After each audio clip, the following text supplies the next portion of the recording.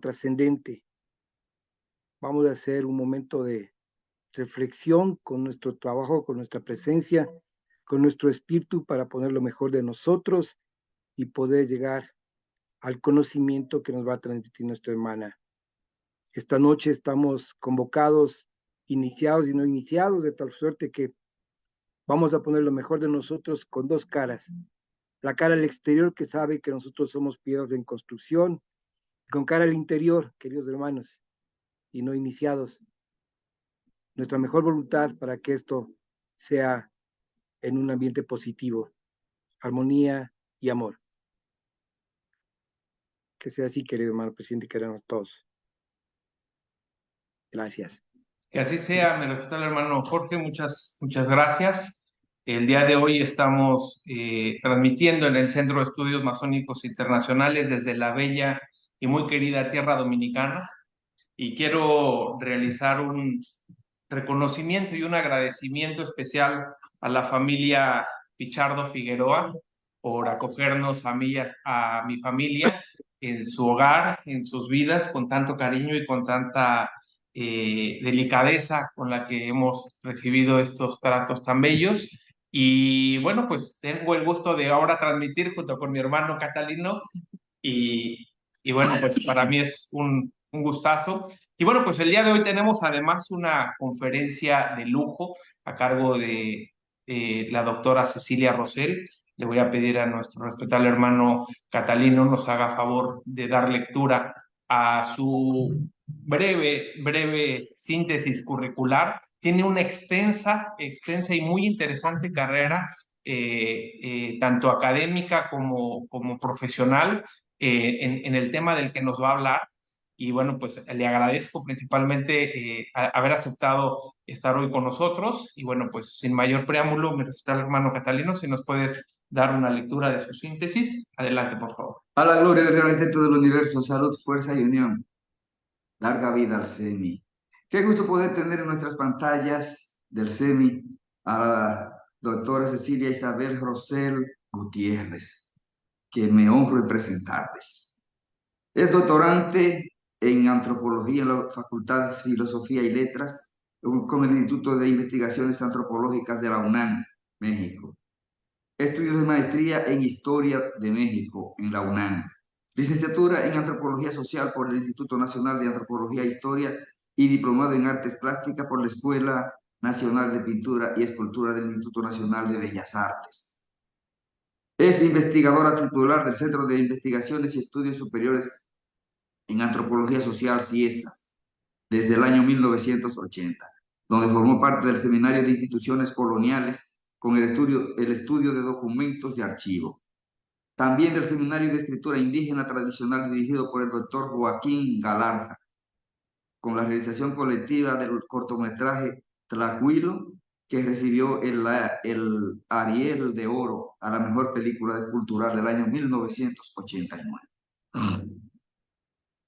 Participó en el Seminario de Códices Mexicanos del CIESAS, que obtuvo el premio Casa Chatas del CIESAS en el año 1994 al mejor seminario del año.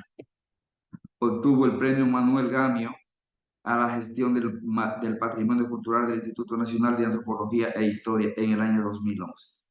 También se le entregó el premio García Cubas 2004 del INAH para el mejor libro científico en antropología, con la coautoría del libro Las mujeres y sus diosas en los códices prehispánicos de Oaxaca, Selden y Borja, junto con una mención honorífica dentro de este mismo premio a la mejor edición facsimilar por el Códice Sierra de Chupán. Asimismo es coautoría en 2017 por el INAH.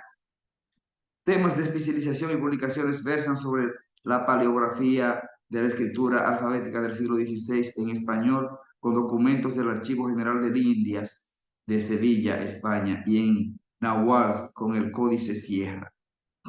Principalmente, hermanos míos, se ha dedicado al estudio del sistema de escritura pictográfico, logográfico y de su estilo plástico, con códices náhuatl del siglo XVI, como el Códice Medocino y la historia tolteca chichimeca del centro de México.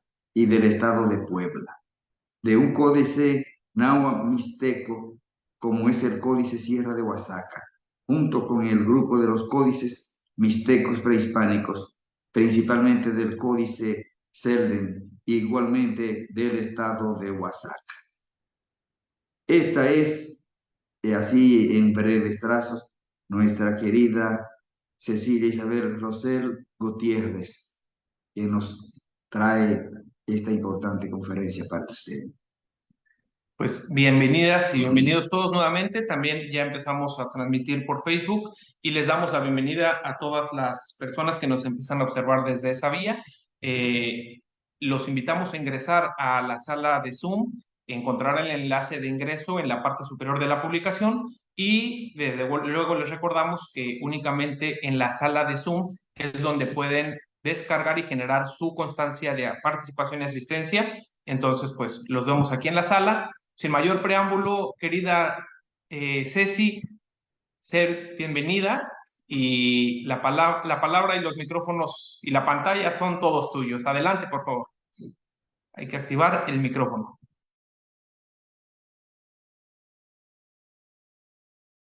Tienes que activar tu micro.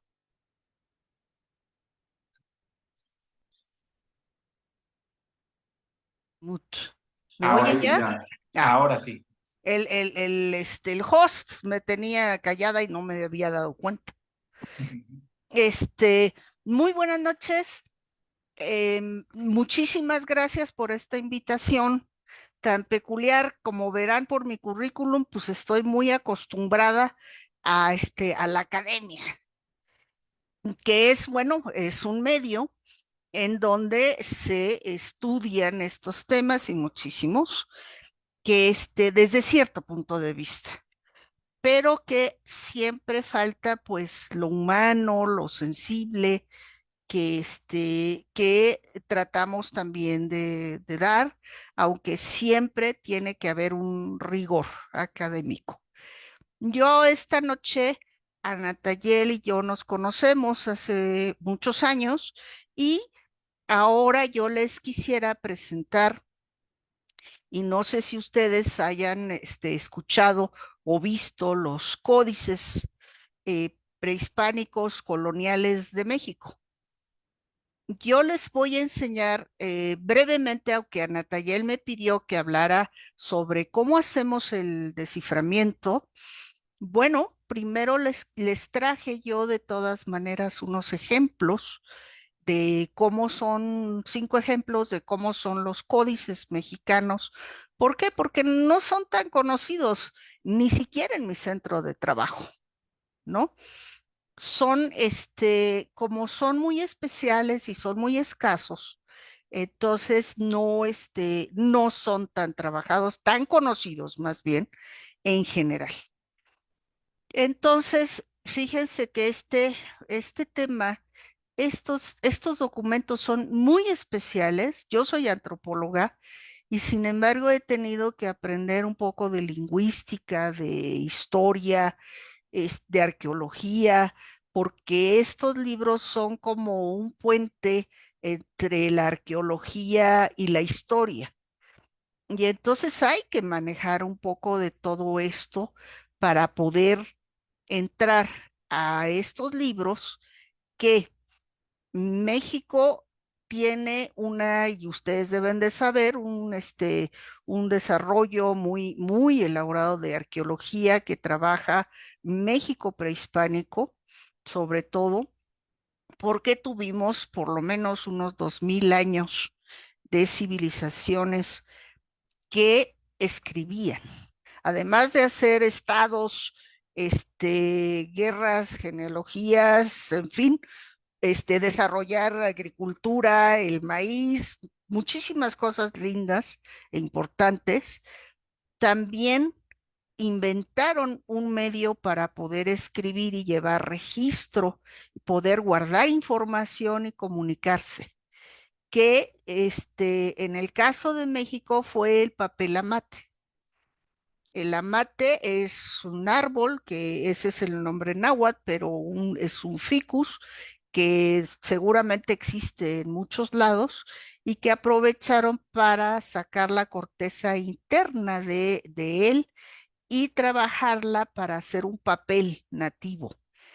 Eso ya es un avance especial porque ya saben que el papel se inventó en China, luego Egipto hizo sus papiros, en Medio Oriente usaron los pergaminos y las vitelas, aquí también se usó la piel. Ahorita les voy a enseñar un documento. Se usaba el papel nativo, el amate, y también las pieles de venado para poder escribir. Ahora, sabemos que la invención de la escritura fue probablemente hace 2000 años antes de Cristo. ¿Y por qué? Porque aparecen en materiales duros, en cerámica, en piedra, en los edificios, e incluso en el cuerpo humano, por supuesto, en los huesos, en la quijada, en calaveras, en que ya tienen estos dibujos que nosotros llamamos glifos. ¿Por qué los llamamos así? Porque forman parte de un sistema de escritura pictográfico y aparecen en varias culturas, desde los olmecas, que son los más antiguos que se conocen en Mesoamérica, y que van pasando por otomís, zapotecos, mayas, en fin, primero y después por los nahuas, los mixtecos, que incluso aún después de la conflagración de la conquista, se siguió usando este medio de comunicación. La conquista fue en el siglo XVI y se usó hasta el siglo XVIII porque era un medio eficaz de comunicación en que ya, y claro que ya se mezcló con letras y textos latinos en español, pero que se siguió conservando. Ya se fue poco a poco perdiendo su uso, pero 300 años después de la conquista es mucho tiempo de permanencia. Y bueno, se acabó de perder. Algunos amigos concheros dicen que no se perdió, que se ha de haber pasado a los textiles, a los amates pintados, a otros medios. Y sí, es muy probable, pero no ya como lo vamos a ver. El hecho de que, y entonces primero estaban en medios duros, y yo les voy a enseñar, yo trabajo los libros, pero ya nada más nos quedaron de, de la última etapa del periodo mesoamericano, que es el posclásico. Eso se llama, es la última etapa antes de la llegada de los españoles, que es más o menos del siglo 9, 10 de nuestra era hasta el 16 que llegan los españoles. Y además tenemos un problema enorme. Estos libros, o sea, llegan los españoles, hay descripciones indígenas que dicen que había muchos libros, que había incluso bibliotecas, que no creo que hayan sido muy grandes, pero los tenían. Y cuando llegan los españoles y sobre todo los frailes y los sacerdotes con ellos, hicieron quemazones de estos libros porque pensaron que, y si es cierto, estaban ligados a la religión indígena y que eran cosas del demonio, porque no aceptaban otra religión más que la católica, y que entonces había que quemarlos para destruir esa religión, que intentaron muy, muy duro y que no lo lograron. En muchos sí lo hicieron, pero se conservaron estas tradiciones. Acaba de pasar el Día de Muertos, que a mí me encanta. Quedaron resabios de esos rituales y de esa religión que se acabó mezclando, por supuesto, ya van 500 años, con la religión cristiana y con algunas nuevas que han entrado últimamente. Entonces, desaparecieron muchísimos. Eso sí es cierto, no podemos calcular cuántos, pero nos quedaron unas muestras realmente. Quedaron cuando mucho de la época prehispánica unos 15.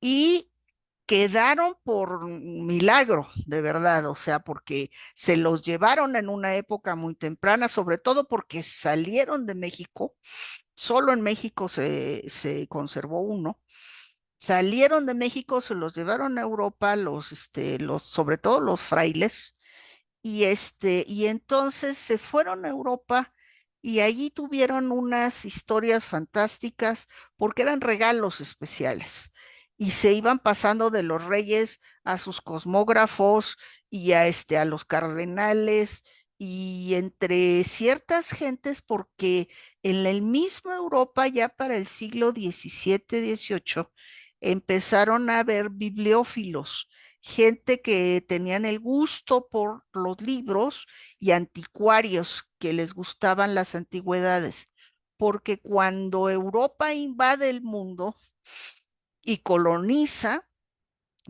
les van llegando muchos objetos que llaman curiosidades de todos lados del mundo y los reyes lo que hacen es meterlos en ciertas bodegas, ciertos cuartos que llamaron a gabinetes de curiosidades en el siglo XVI.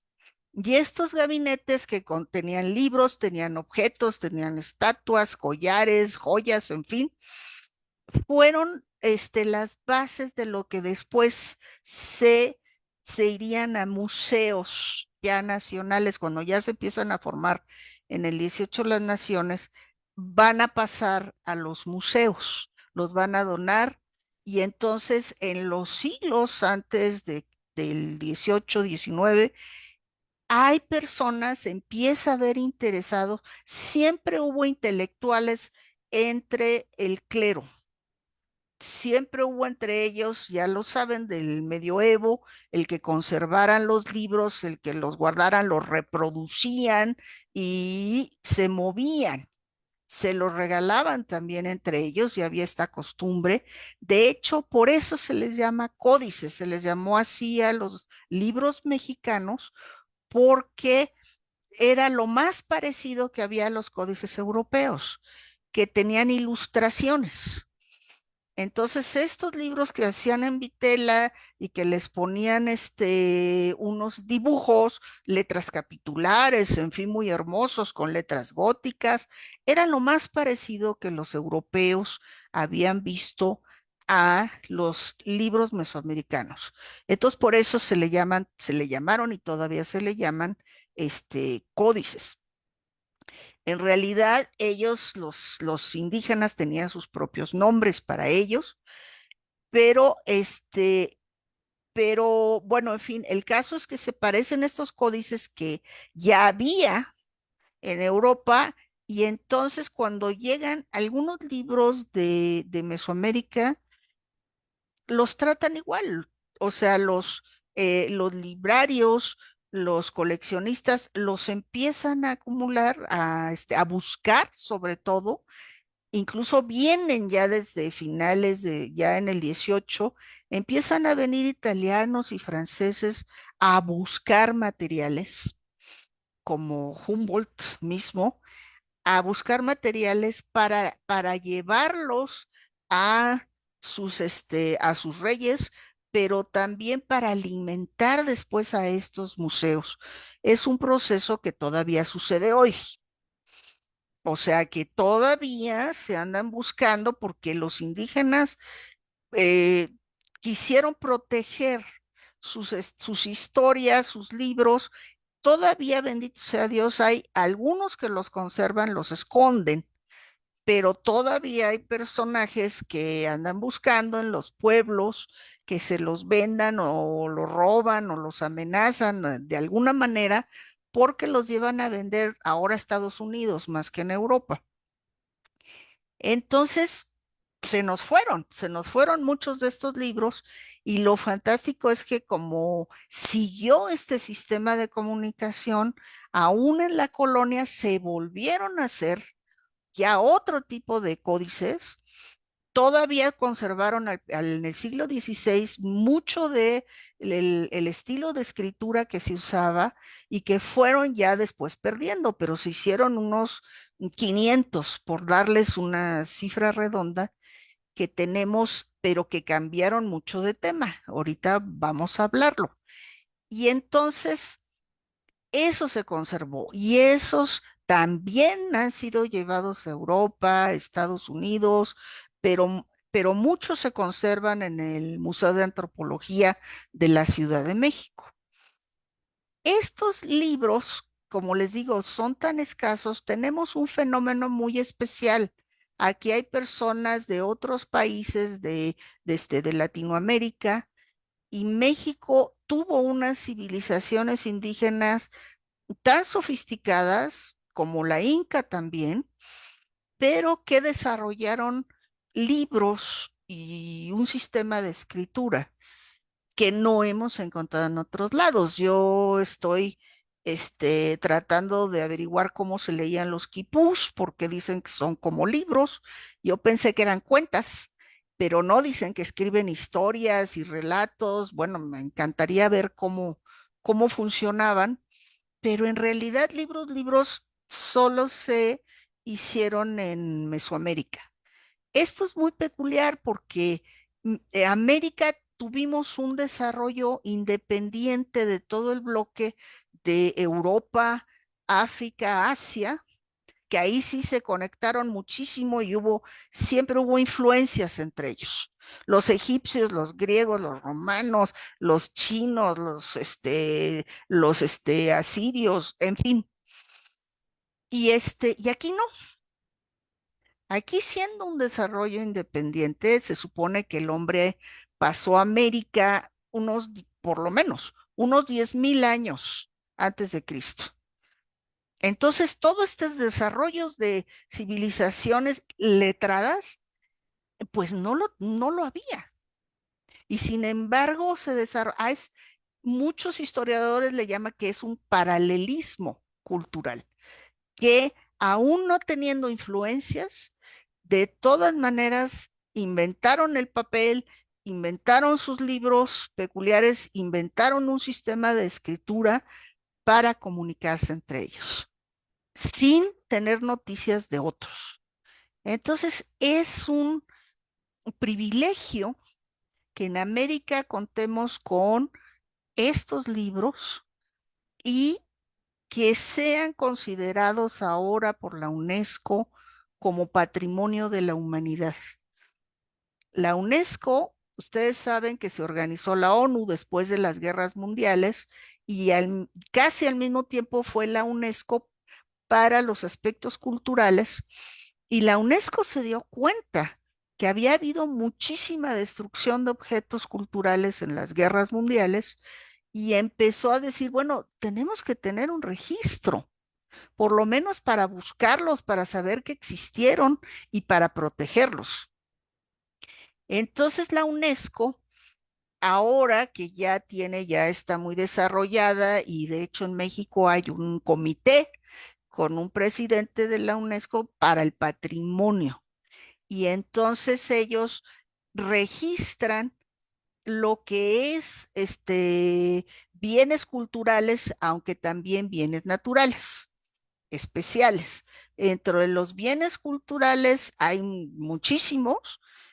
Aquí, por lo menos, les digo todo lo arqueológico, todo lo histórico, pero también cosas modernas. Yo me sorprendo, como películas, no sé, música, contribuciones a la cultura. Y yo siempre pienso en el pasado, pero es cierto que hay también en el mundo actual. Entonces, dentro de este registro de patrimonio mundial, se han hecho un lugar para los códices mesoamericanos, que son considerados porque ellos tienen clasificación de patrimonio de una región, regional, nacional e internacional. Los códices son considerados patrimonio de la humanidad internacional por lo especial que son ¿Y qué quiere decir que les den el nombramiento? Bueno, pues que van a facilitar el que se conserven, que se guarden adecuadamente y que se difundan. Eso me da muchísimo gusto. Le digo, no son tan conocidos. Entonces, ya les han dado a los códices mesoamericanos que están en México y en otros lados, tienen este sello de la UNESCO y gracias a Dios, bueno, ya después de 500 años ya son mucho más protegidos porque son materiales muy frágiles en contraste con los materiales y la escritura que hay en piedra, por ejemplo. Entonces necesitan muchísimo más cuidado. O sea, el papel, la piel es más resistente, pero son muy frágiles a la luz, al uso continuo. Entonces es muy difícil consultarlos o verlos. Todos los museos que los conservan, hay muchos trabas para que uno pueda consultar un original. Hay que mandar cartas, lo revisan a uno, hay que dejar la identificación.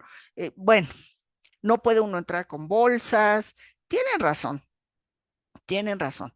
Y además tiene que ser una ocasión especial, porque no puede uno llegar y decir, ay, quiero ver los códices mexicanos. No, no se puede. Pero lo que sí se puede hacer es que ya todos están digitalizados y se pueden consultar en Internet. Y eso nos ha ayudado muchísimo para, incluso para poderlos estudiar, porque a mí me tocó la transición de que ya hacían facsimilares, o sea, copias facsimilares de los códices que eran fotografías. Bueno, ya fue un gran avance, pero ahora en internet hasta puedo hacer acercamientos, no sé. Me parece fantástico estos medios aún para materiales antiguos. A ver, vamos a entrar para que los vayan viendo. Entonces, por eso yo les quería contar un poquito de qué son los códices mexicanos antes de entrar, para ubicarlos en en el tema de lo que les voy a mostrar. Les digo, les traje de todas maneras 5 ejemplos de los códices y otras láminas de cómo los trabajamos para que ustedes puedan apreciarlo. Y necesito la ayuda de Anatayel para abrir mi PowerPoint. ¿Dónde está? Disculpen, ¿no? Está en la parte inferior del Zoom, donde Sí, está la flecha verde. sí, Ahí le das. Y flecha después verde. Ujú, A share screen. share screen. Estaba viendo muy abajo. Así es. Y ya después escoges tu PowerPoint. No sé si lo ven. Ah, exactamente ahí. Ah, perfecto. Entonces, aquí les quiero mostrar unos cuantos, sobre todo de los códices prehispánicos que son los más famosos. Por ejemplo, a ver, vamos a ver. Este es un códice maya. Los mayas se han hecho muy famosos últimamente porque tienen muchísimo. Están descubriendo muchas ciudades. Como estaban en la selva, estaban muy aislados, pero han estado abriendo muchas ciudades, sitios arqueológicos, y algunos se han encontrado algún códice en una tumba de un sacerdote, pero no se puede leer. Desgraciadamente les digo, estos son materiales muy frágiles. Pero aquí les traigo una muestra porque también desarrollaron un sistema de escritura que no estamos seguros si tiene los mismos principios que el resto de Mesoamérica. Se puede dividir un poco entre lo que era Mesoamérica, que es la mitad de México hasta el sur, con lo maya, y lo maya. ¿Por qué? A este nivel sí, porque los mayas, al estar más aislados, desarrollaron su propio estilo, su sistema de escritura, su iconografía, y no, en cambio en el centro, yo no trabajo los mayas, en cambio en el centro se movía mucho la gente y había muchísimas influencias del norte, del sur, del este y del oeste, y se acabó haciendo un estilo común. Lo maya se quedó aparte.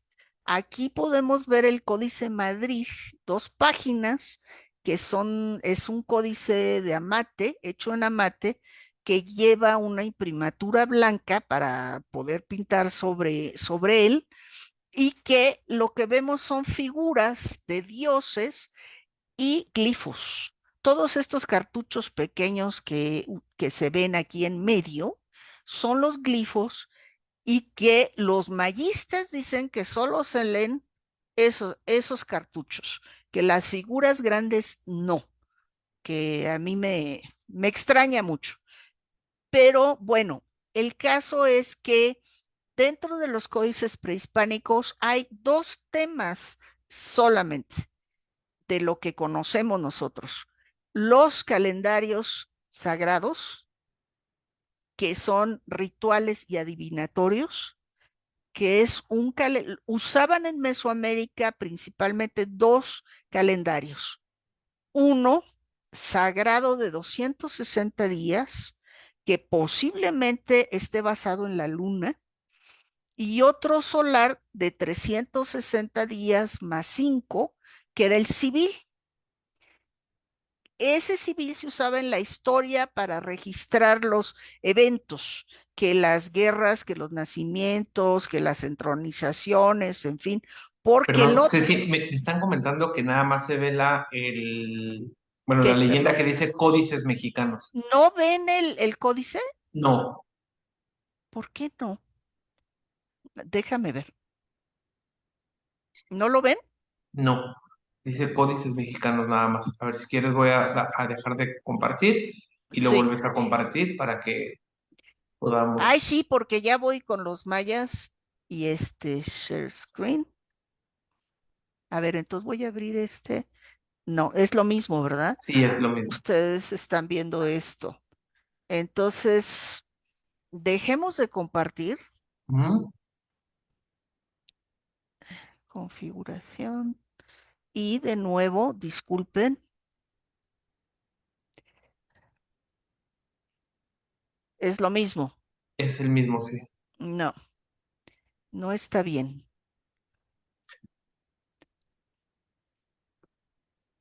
A ver, ponle escape ahí mismo. Voy. Es que tengo ahorita 2 pantallas. Voy a dejar de compartir. Sí, Ok. deja de compartir y lo único que puedo hacer es compartir pantalla, y abajo, aquí viene algo. No, lo único que puedo hacer es compartir pantalla, y tengo 3 pantallas con lo mismo, pero no sé por qué ustedes no ven lo que sigue. Ahora sí. ¿Sí lo ven? Ahí sí lo estamos viendo. Bendito sea Dios. Bueno, Gracias. no, yo Perdón la también, porque interrupción. no, es necesarísimo, necesarísimo. Entonces, les digo, les quiero presentar nada más un poquito 5 imágenes de cómo son los códices, porque no son conocidos. Esto es les decía que en los prehispánicos, que son los más grandes, los más hermosos y los más complicados, nos quedan unos 15. Este es un códice maya, solo quedaron 4 códices mayas, que están en Europa, uno en la Ciudad de México, en el Museo de Antropología, y que yo les contaba que los mayas tienen, y ustedes van a notar que cómo cambia el estilo. Aquí van a ver ciertas figuras, que son deidades. Por ejemplo, aquí está parado a la izquierda el dios de la lluvia con un hacha. Ustedes lo van a ver con una cara de muerte, porque el hacha son los rayos y los truenos, y entonces está provocando inundaciones. Y lo que vienen arriba de él son los glifos, en donde se dan explicaciones de lo que está sucediendo. Están hablando de temporadas de lluvias. En la parte derecha vemos otra vez 3 figuras de este ser, de Chak, el dios de la lluvia. Abajo lo que vemos en blanco y negro es un eclipse. Está el sol en medio y está de un lado una mitad negra y otra blanca. No sé si la alcanzan a ver, y que representa un eclipse. Están diciendo que durante un eclipse se vino una inundación. Esto es muy general, pero es que estos códices religiosos eran calendarios en donde anotaban algunas, en este códice Madrid sí, algunos eventos naturales y sobre todo astronómicos. Los mayas eran unos observadores del cielo, todo Mesoamérica, pero especialmente ellos, porque tenían varios calendarios. Era del Sol, de la Luna, de Júpiter y de Saturno. No sé para qué los usaban, pero están registrados. Hay de Venus, por supuesto, que era un planeta que les encantaba. Yo he dado pláticas para los astrónomos y les digo, yo no sé de qué es el calendario de 260 días, no se sabe. Me dice, es un ciclo sinódico de Venus. Venus es un planeta muy especial porque está entre la Tierra y el Sol. No se alcanza a ver Mercurio, es muy pequeño, pero Venus sí. Pero al estar ser un planeta interior, solo se ve cuando está frente a la Tierra, a la izquierda o a la derecha del Sol. Cuando está enfrente de la Tierra no se ve por la luz del Sol y ni cuando está detrás. Bueno, esto traía locos a los mesoamericanos. No sabían de qué se trataba, pero el caso es que el calendario de Venus resultó ser muy especial porque con él se planeaban las entronizaciones, las guerras, los eventos muy especiales, la subida de un rey al gobierno, etcétera, y se hacían a través del calendario venusino.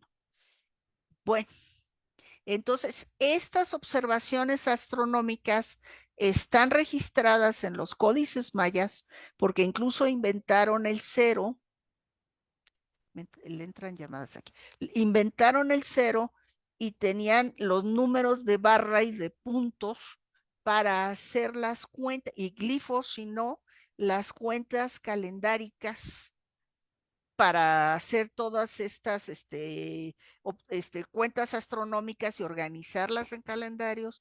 Y eran tan cuidadosos, yo creo que incluso era mucho más exacto que el calendario que se llevaba en Europa. Para entonces, y puede ser que para hoy, porque cada 5 años levantaban una estela y hacían correcciones astronómicas, porque el cielo no es exacto, sino que se mueve un poquito más hacia la derecha, se atrasa tantito, bueno, en fin. Y entonces ellos lo observaban y lo registraban. Y entonces les digo, hacían sus reuniones de astrónomos y levantaban estelas donde ponían las nuevas correcciones.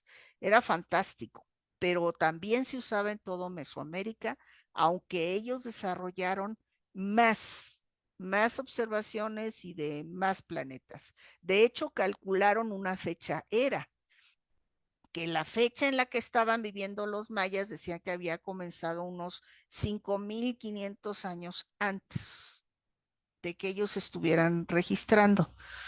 No se sabe muy bien a qué corresponde, porque no había mayas 5,000 años antes de Cristo, pero se ha pensado que ya que eran tan astrónomos, esta fecha coincide con una vez lo oí a unos rusos y bueno, me quedé asombrada porque en esa fecha es cuando pasa nuestra vía láctea sobre la zona maya.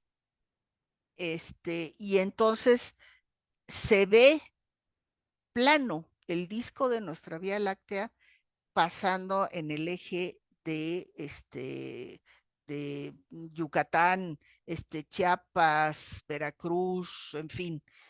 No sé si esto es verdad, pero no sabemos sino a qué corresponde esta fecha era. pero bueno, son muy extraños, pero poco a poco se van descifrando. No se han descifrado completamente ninguna de las escrituras mesoamericanas, pero ahí le vamos dando. Entonces, los mayas están en eso y vamos a ver si puedo cambiar de imagen. Sí. Y vamos a pasar al centro. En el centro de Mesoamérica, les digo, es mucho más amplia las influencias culturales, los movimientos de gente, los teotihuacanos, los aztecas, los toltecas, nahuas, mixtecos, zapotecos, había muchísimo intercambio entre ellos.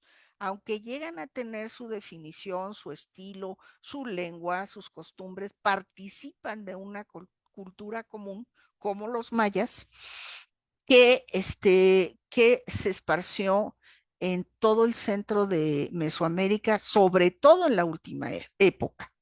A esa corresponde un grupo de códices como el que estamos viendo, que se llama Borgia, Códice Borgia, y que le da el nombre a un grupo de 6 códices que son del mismo tipo y que son calendarios. Como yo les decía, no se preocupan tanto de lo astronómico, pero sí de lo ritual.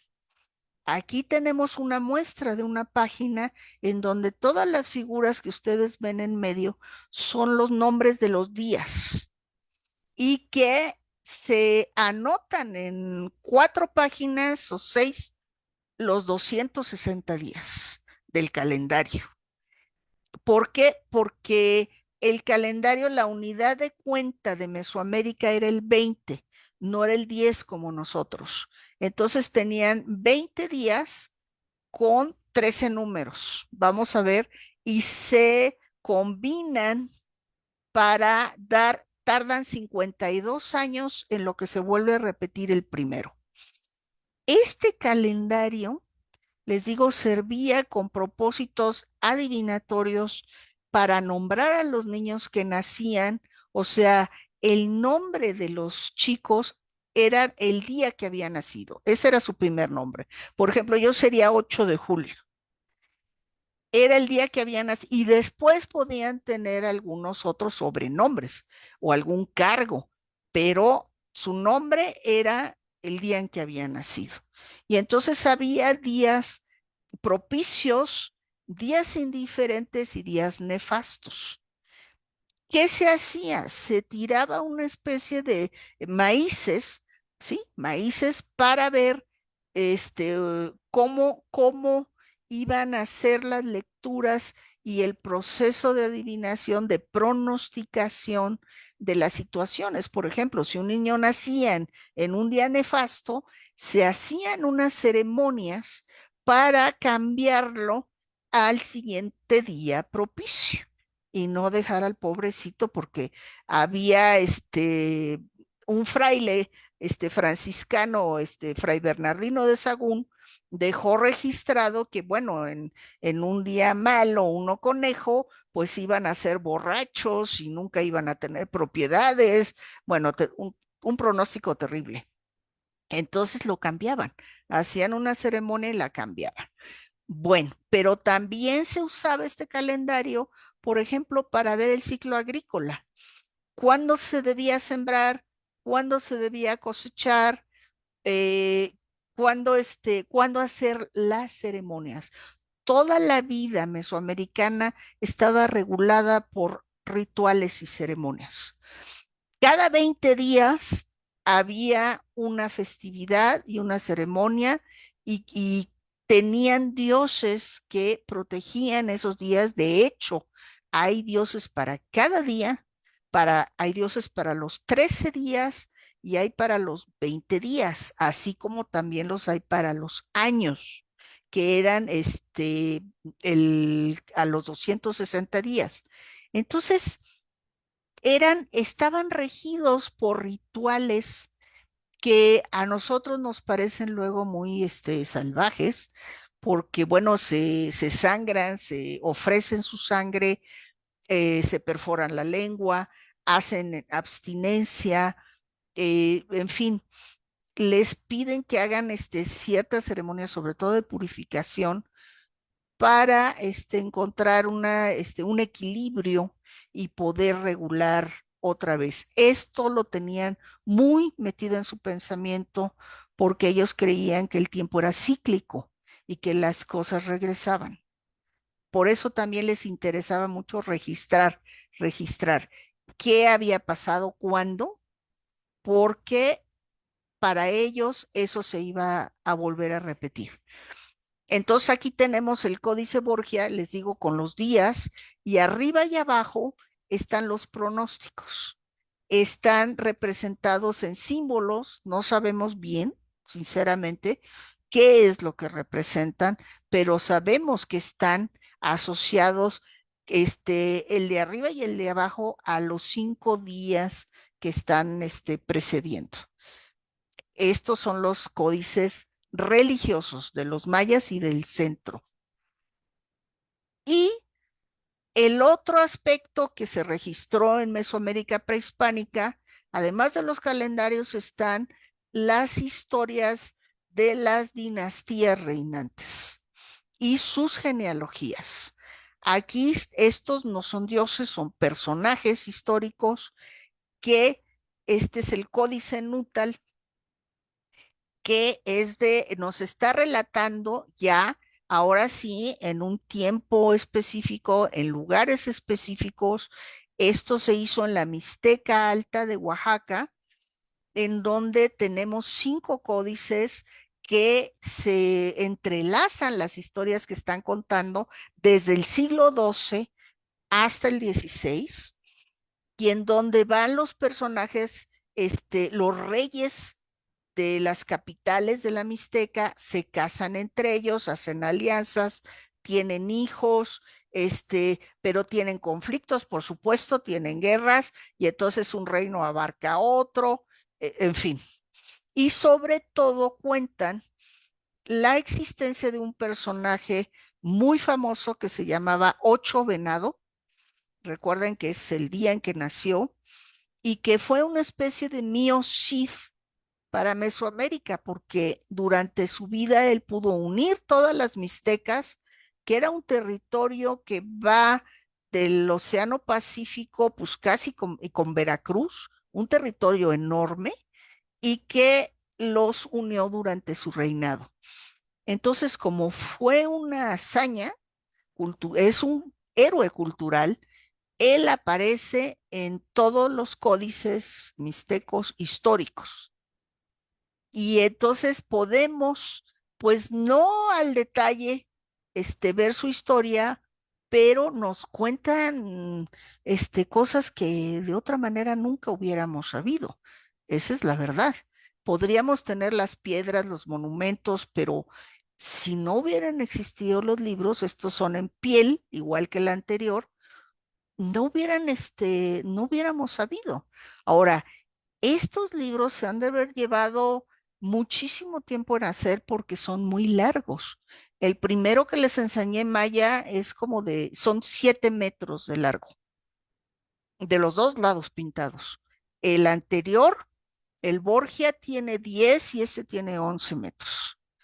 Extendidos, porque no les he contado que lo hacían con papel de amate, pero no como nuestros libros, sino que hacían largas tiras que plegaban como biombo para mantenerlos cerrados, y les ponían una pasta al inicio y otra al final. Para mantenerlos cerrados, los envolvían en telas, los guardaban en cajas de madera en los templos. También a veces los metían en cajas de piedra. Eran objetos muy preciosos. Les tenían mucho cuidado, pero sobre todo para elaborar. Imagínense esta imagen que estamos viendo a lo largo de 11 metros. Son larguísimos y nos lleva mucho tiempo estudiarlos. ¿Y cómo sabemos? Pues aquí las personas, ahorita les voy a enseñar en las láminas, en mis dibujos, tienen sus nombres, tienen todo lo que llevan, la parafernalia que llevan puesta encima, nos da información sobre quiénes son y de dónde vienen. Luego aparecen los lugares de donde son y nos dan la pauta para saber cuándo, dónde, quién, qué está pasando. Estos son los códices prehispánicos. Y cambió, les digo, estos salieron de México porque se los llevaron los frailes a Europa y se perdió la noticia de ellos durante unos 200 o 300 años. Sabemos que lo llevaban a Carlos V, lo llevaban al cardenal, en fin, pero que no lo registraban en Europa. Entonces lo tenían guardado, se lo regalaban entre bibliófilos y hasta el siglo XIX realmente, que empezó a haber estudiosos de estos documentos, se empezó a decir, es que esto está en el Vaticano y este está, no les dije, el códice maya que vimos. A ver. Rápido me salta información. Este Códice Madrid está en el Museo de América en Madrid. Llegó ahí, lo dividieron en dos y hasta el siglo XIX lo volvieron a unir porque en algún momento de su historia lo separaron. Este Códice Borgia está en el Vaticano. Apareció, se tiene noticia de él, se tiene ese nombre porque el cardenal Stefano Borgia en 1840, algo así, vio este códice en un convento en Florencia, un convento dominico. Y entonces él se los pidió, se lo donaron, regalaron, no sé, y él lo tuvo para sí mismo y cuando él falleció, lo recoge el Vaticano. Y entonces hay varios códices de este tipo en el Vaticano, en la biblioteca del Vaticano. Les interesaba mucho conocer la religión indígena, por supuesto, para evangelizarlos. Y este códice que les mostré está en Inglaterra, está en el Museo Británico en Londres. ¿Por qué? Pues porque, les digo, pasaban por regalos y luego acababan, y se los voy a contar con esta historia del famosísimo mendocino, que es parecida porque ya es en la colonia. Ustedes sienten el cambio de estilo, de formato, todo ya no es cuadrado, ya se hace en papel europeo. ¿Por qué? Esto es muy curioso, después de haber quemado tantos libros, se dan cuenta que querían saber, después de la guerra de conquista, querían saber quiénes eran y cómo le hacían antes de que llegaran los españoles, sobre todo para cobrar tributos y organizar a la gente. Llegaron a un territorio muy complejo y querían saber cómo le hacían los aztecas, ¿no? Que fueron el último imperio. Entonces, les preguntan, reúnen a los viejos. Es muy probable que haya sido en el convento de Tlatelolco, porque allí había una escuela para los indígenas y veían los libros de los frailes y les pidieron, había traductores, por supuesto, del náhuatl al otomí, al español, al latín, en fin, eran unos latinistas impresionantes los indígenas, y entonces les piden que por favor, Carlos V, el emperador en España, quiere saber cómo eran sus posesiones. Acuérdense que no había fotos ni nada. Y entonces él quiere saber cómo es, cómo son los nativos, cómo son los indígenas y qué comían, qué hacían, en fin, no la religión, pero sí la vida civil. Entonces mandan a hacer en 1540 el primer virrey de México, Antonio de Mendoza, manda hacer este códice, el códice mendocino, para mandárselo a Carlos V. Es un códice que nos relata lo que vemos aquí, es la fundación de la Ciudad de México. Los aztecas vienen desde la costa del Pacífico, en Sinaloa, Y total, llegan a los lagos del centro y entran a un islote donde fundan su ciudad. Este es el momento, recoge el momento en el que encuentran una hierofanía, que es que se posara un águila, que era un símbolo solar y representaba al dios solar, y a Huitzilopochtli, que era su dios tutelar, y se posara en ese lugar. Entonces, por eso lo reproducen y por eso está nuestra bandera de México, porque es la fundación de México. Esto ya está ocurriendo, que vemos aquí, en 1325, que es cuando se funda la Ciudad de México, y alrededor están los personajes principales que llegaron a fundar la ciudad. Arriba del águila vemos una casita que iba a ser el Templo Mayor de la Ciudad de México, que tenemos un fabuloso museo en el Templo Mayor. Y abajo lo que vemos es que empiezan sus conquistas los aztecas, y empiezan a registrarla, y en las páginas que siguen, porque querían saber qué reyes habían tenido y qué habían conquistado. Entonces así pueden tener una idea de cuál era el territorio que era de ellos, sobre todo porque había hablantes de náhuatl. Aunque tenemos 50 y tantas lenguas indígenas, había traductores nahuas y los llevaban a Oaxaca, a Veracruz, al norte, a Hidalgo, a Michoacán, en fin, para tratar con los indígenas. En la zona maya no pasaba eso. Y entonces nos narra estas conquistas y más cosas. Es una historia política y militar. Vienen las conquistas de los aztecas para formar su imperio, el último que hubo.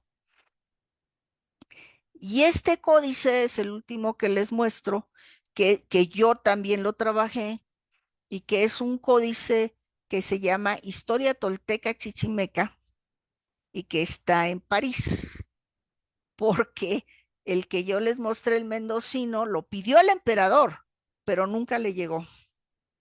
El códice mendocino se fue con el oro de América, por lo menos sí, de México, y con este códice que tiene 70 páginas. Y entonces ya está encuadernado, ya está hecho al estilo europeo, ya no es un biombo, y entonces se fue con el oro, y cerca de España lo agarran los piratas franceses, los corsarios que infestaban la mar, se roban el oro y se roban el códice. Entonces lo llevan con su rey, con el rey de Francia, y además del oro le entregan el libro. Y el rey se lo enseña y se lo da a su cosmógrafo. Y entonces él, que apreciaba estos libros, tiene otro amigo que era el capellán de la embajada inglesa, se lo regala, se lo lleva a Inglaterra, y va pasando por un par de manos más y termina regalado, donado a la Universidad de Oxford, que es donde está en la Biblioteca Central de la Universidad de Oxford.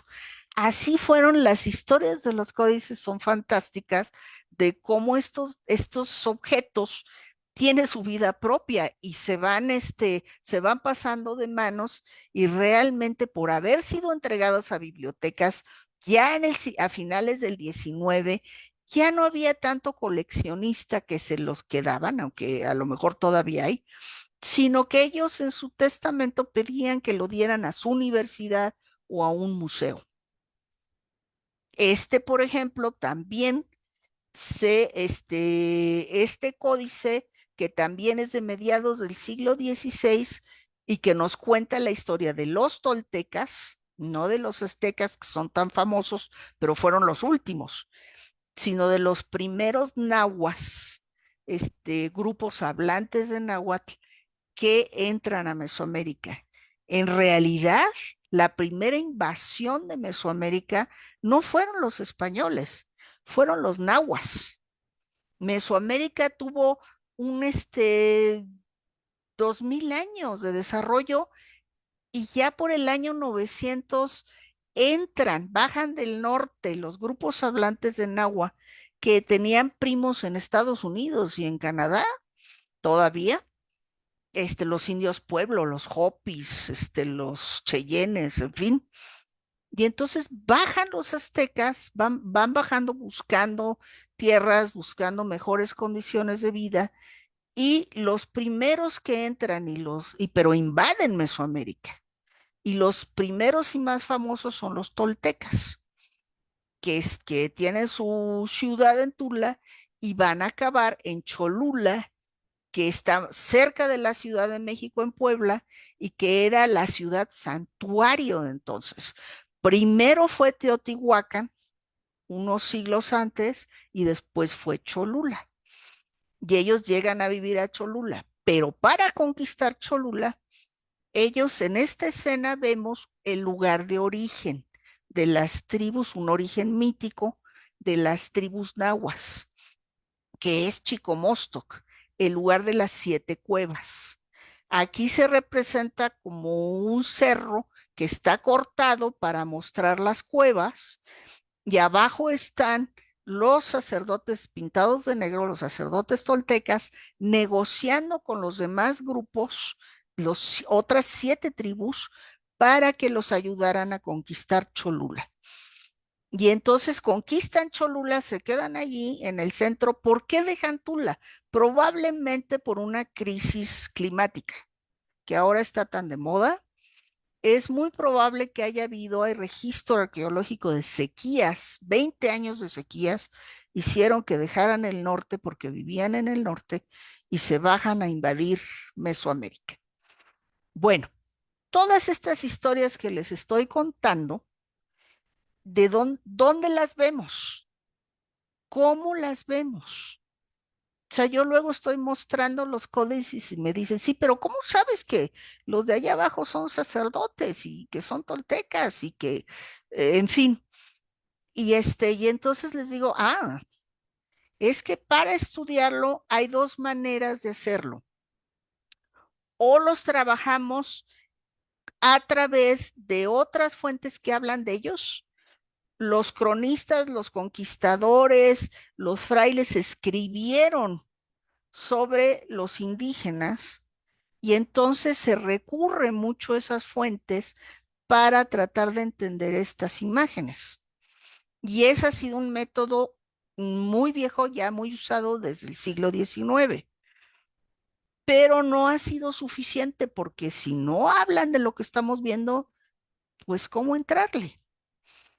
Entonces se han desarrollado métodos desde los estudios de las pinturas rupestres a las pieles pintadas, a las pinturas murales y a los códices, para tratar de estudiar figura por figura. Si decimos que es un sistema de escritura, yo creo que sí, hay otros que dicen que no, hay que probarlo, claro.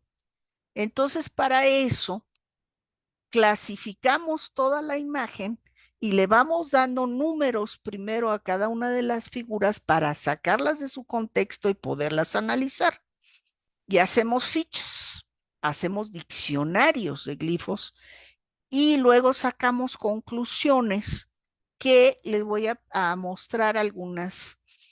Espero que no me haya pasado mucho del tiempo, si no se los digo rápido. No, tranquila, tranquila.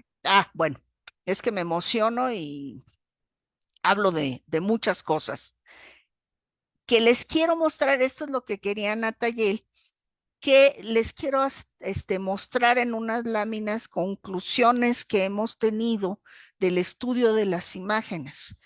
No solamente es lo que se ve, no son pinturas al estilo europeo, sino es un sistema codificado de imágenes en que hay que irlas clasificando y analizando para saber cómo funcionan. Y después reconstruir la lectura y el contenido del códice. Por ejemplo, aquí les pongo unos ejemplos es un sistema de escritura pictográfico. Quiere decir que ustedes pueden reconocer qué son las imágenes. Por ejemplo, hay un águila Del otro lado hay un jaguar, en medio es un cerro, créanme, y encima tiene una rana, que es un cerro de la lluvia, ok, porque la rana era un animal del dios de la lluvia. Entonces, sin embargo, podemos reconocer qué animales son, porque de hecho, pero además no solamente son dibujos de estos animales, sino que tienen conceptos detrás. Por ejemplo, aquí están a los lados de este lugar del Cerro de la Lluvia, está un jaguar y un águila porque representan, traen plumas en la cabeza a las órdenes militares, las principales órdenes militares. Están cuidando el cerro. Entonces, lo que les quiero decir es que además de que veamos imágenes de algo, no es nada más eso. Luego, para poder entender, los sistemas de escritura son como el de nosotros, que es alfabético, en el que cada sonido de nuestra lengua tiene una letra que lo representa. Hay otros, y que serán unos 40 signos, pero hay otros que son silábicos, que escriben por sílabas, los mayas también tienen esto, y que son unos menos de 100, son los silabarios. Y en Medio Oriente había esto también. Después son los que vienen que representan palabras, como los mesoamericanos. Representan, por eso les llamamos sistemas de escritura logográficos, porque cada imagen representa una palabra y que se van uniendo para formar frases. Ahora les voy a decir el truco. No se representa, ni en los mayas, no hay partículas, lo que se conocen en las lenguas como partículas. No hay el yo, tú, nosotros, el pasado, el futuro, todo lo que nos hace ligar las cosas. Eso lo pone el que está leyendo el códice. Lo que está representado son solamente palabras que además se pueden dibujar. O sea, como es un sistema pictográfico, pues tenemos que poderlo ver y dibujar. Por eso son también palabras, porque las palabras son las unidades significativas de la lengua. Si yo les hago una frase, lo único que tiene significado son las palabras. Lo demás ayuda al significado, pero no tiene sentido. Si no están con las palabras, no tienen sentido.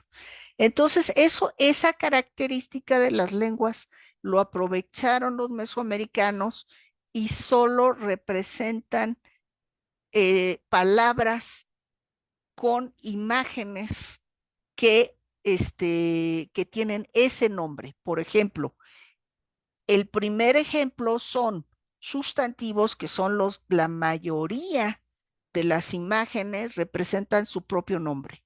Lo primero es un moño de cuero y entonces representa el nombre cuero, Cuetlaxtli. La siguiente es una bolsa para cacao que se llama Xiquipili, y la tercera es más conocida, la flor Xochitl. Se los digo en sus nombres nahuas. Quiere decir que cada imagen representa sustantivos, son los nombres de las cosas, pero no nada más hay eso. Hay propiedades de las cosas, por ejemplo, las formas, los colores, como tenemos aquí como ejemplos el cerro puntiagudo. Se hace con un cerro y se le pone un rostro con una nariz prominente, creo que no se la puso muy grande, y así se puede decir que la nariz es la punta, y entonces si se pone la nariz es el cerro puntiagudo. Se hacen, lo que les voy a explicar es que se hacen juegos entre las imágenes y la lengua para poder expresar cosas más complejas y no solamente lo que estamos viendo. En el ejemplo de en medio es una serpiente que es curva que es un juego de palabras. Koa es serpiente y Kosauki es amarillo. Empiezan con ko y se usa para expresar el color de la forma. No se va a leer serpiente, se va a leer amarillo. La propiedad. Igual en el cerro anterior se va a leer la propiedad de que está puntiagudo y no la cara. Y en el tercer ejemplo pasa lo mismo, es un manto azul, el cerro del manto azul, Shukeme, y lo que se lee es el color azul. Son adjetivos. También hay verbos, hay acciones que casi siempre las llevan a cabo los seres humanos, las figuras de humanos. Como aquí tenemos flechar mimina, hablar tlatoa o poloa, que quiere decir destruir o conquistar, que es un busto humano con una flecha clavada sangrante. Espérenme tantito. También hay, quizás se los puse muy pronto, metáforas para poder expresar significados más complejos. En la imagen que les presenté de este cerro con cuevas hasta arriba, hay esta figura, la primera que está haciendo fuego, lleva encima una piel de lobo, pero está haciendo fuego, es lo importante. Y el encender fuego es una metáfora que representa que se está iniciando algo, se está comenzando, es el principio de algo. Por ejemplo, en la lámina que les enseñé, iba a comenzar la migración de los toltecas con los chichimecas para conquistar Cholula y ponen a alguien encendiendo fuego porque quiere decir que va a comenzar esa salida. Esto que les estoy contando son convenciones, no que vamos encontrando y que vamos registrando.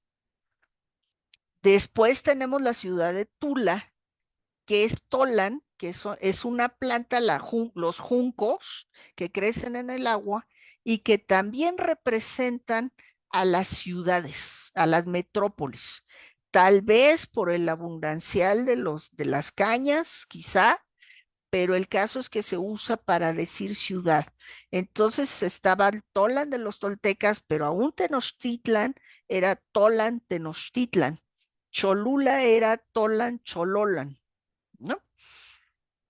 Y también tenemos, por ejemplo, ya en el extremo, una cabeza humana con una diadema y que el traer una diadema, una figura, quiere decir que es un señor, que tiene un cargo.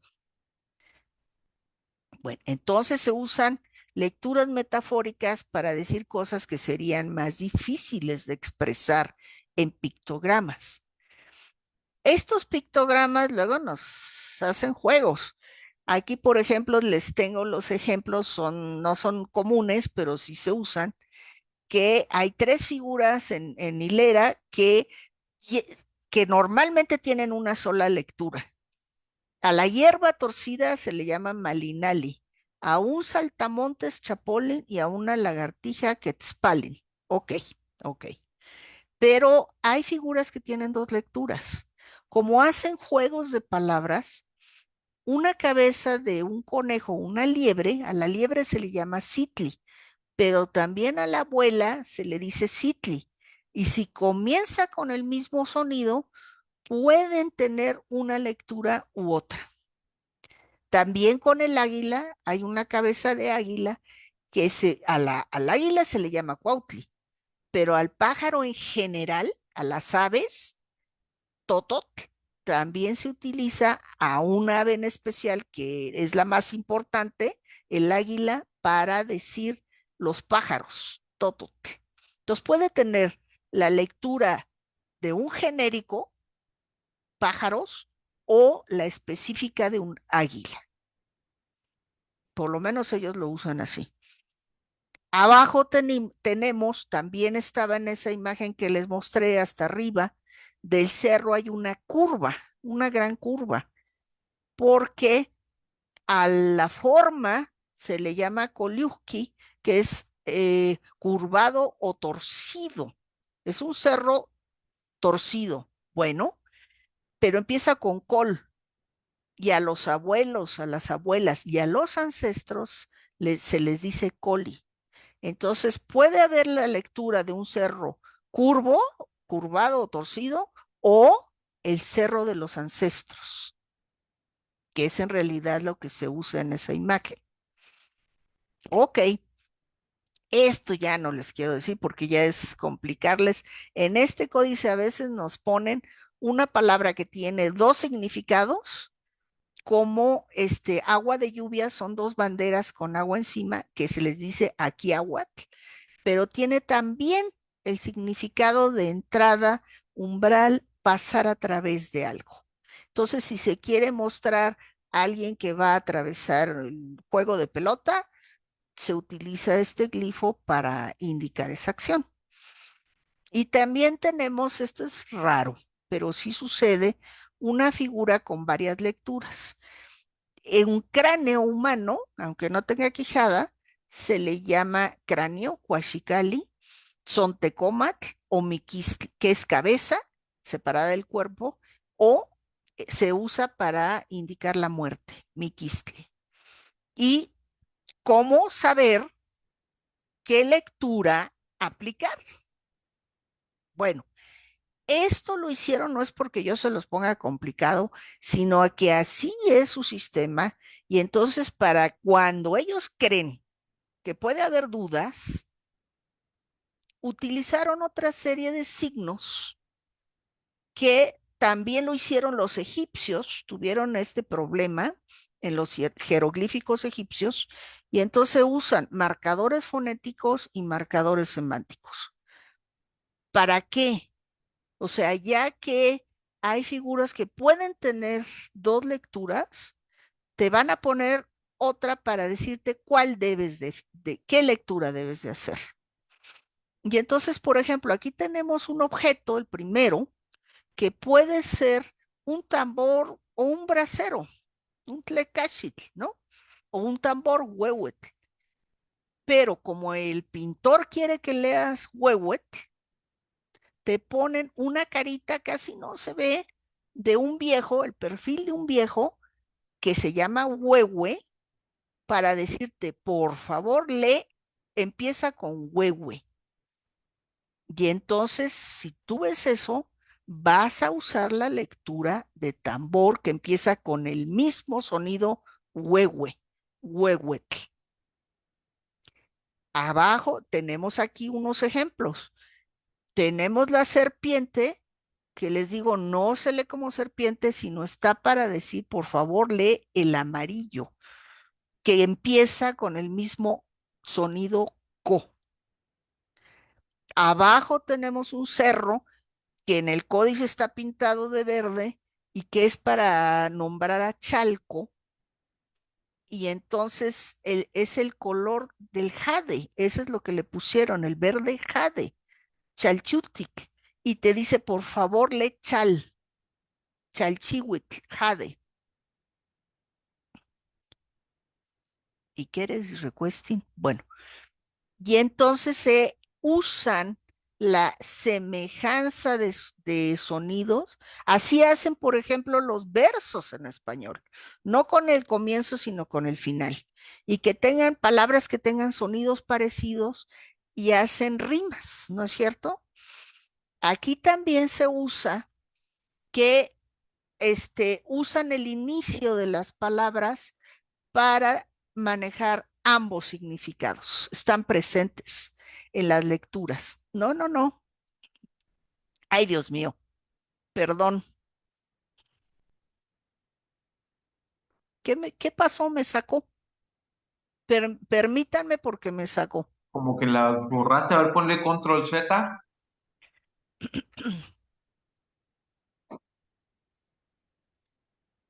Desea guardar los cambios. ¿No? Voy. Me manda un letrero que dice, dejó de compartir. Pues yo no le hice nada.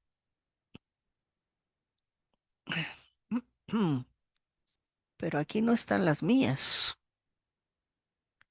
¿Por qué? ¿Por qué no aparece la presentación? Miren, ya me sacaron un ojo egipcio. Sí, Déjenme ver, por favor, qué pasó aquí. hay que presionar control Z porque me parece que las seleccionaste y las borraste todas.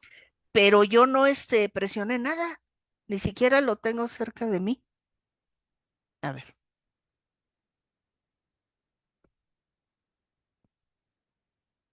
Ah, tengo dos pantallas. Déjenme pasar a la otra. Pásate. ¿Por qué dejó de compartirlo? No moví nada. Estoy lejos del escritorio. Ah, Sí. y no moví nada. Ni siquiera el mouse, nada. ¿Ya pasó allá?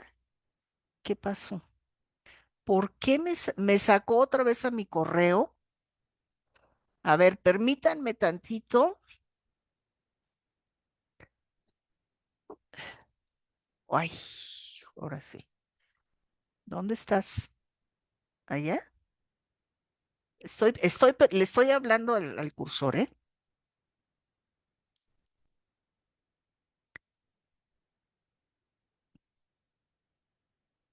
No, no tiene que ver.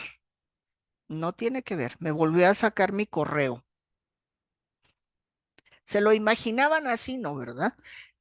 No sé si han leído algo sobre escritura egipcia. Voy a ver si puede volver a abrir. Pero no está aquí. Mm, ¿Qué hizo mi presentación? Voy a salirme y a volver a entrar. Ok, ahí estamos viendo tu escritorio. Sí, pero no está Return to Meeting. Está muy bien, pero ¿dónde está mi presentación? ¿No es la que está en el centro? Ahí el archivo azul que está en el centro de tu escritorio. Schedule. No veo nada azul. Eh, Está arriba de la carrillera del... Approve. Dice, Iker está pidiendo el control remoto de mi pantalla. Ah, que te están molestando. ¿Quién te lo ¿Puede está usted? pidiendo? Iker dice, usted puede tener control cualquier tiempo por eh, dándole clic a su pantalla. Sí. Bueno, A ver, ahí. ¿quién es Iker? No, no sé, ya lo mejor lo eliminamos. No voy a hacer cualquier cuestión rara. Que nadie pide control. ¿Esto les ha pasado antes? Pues,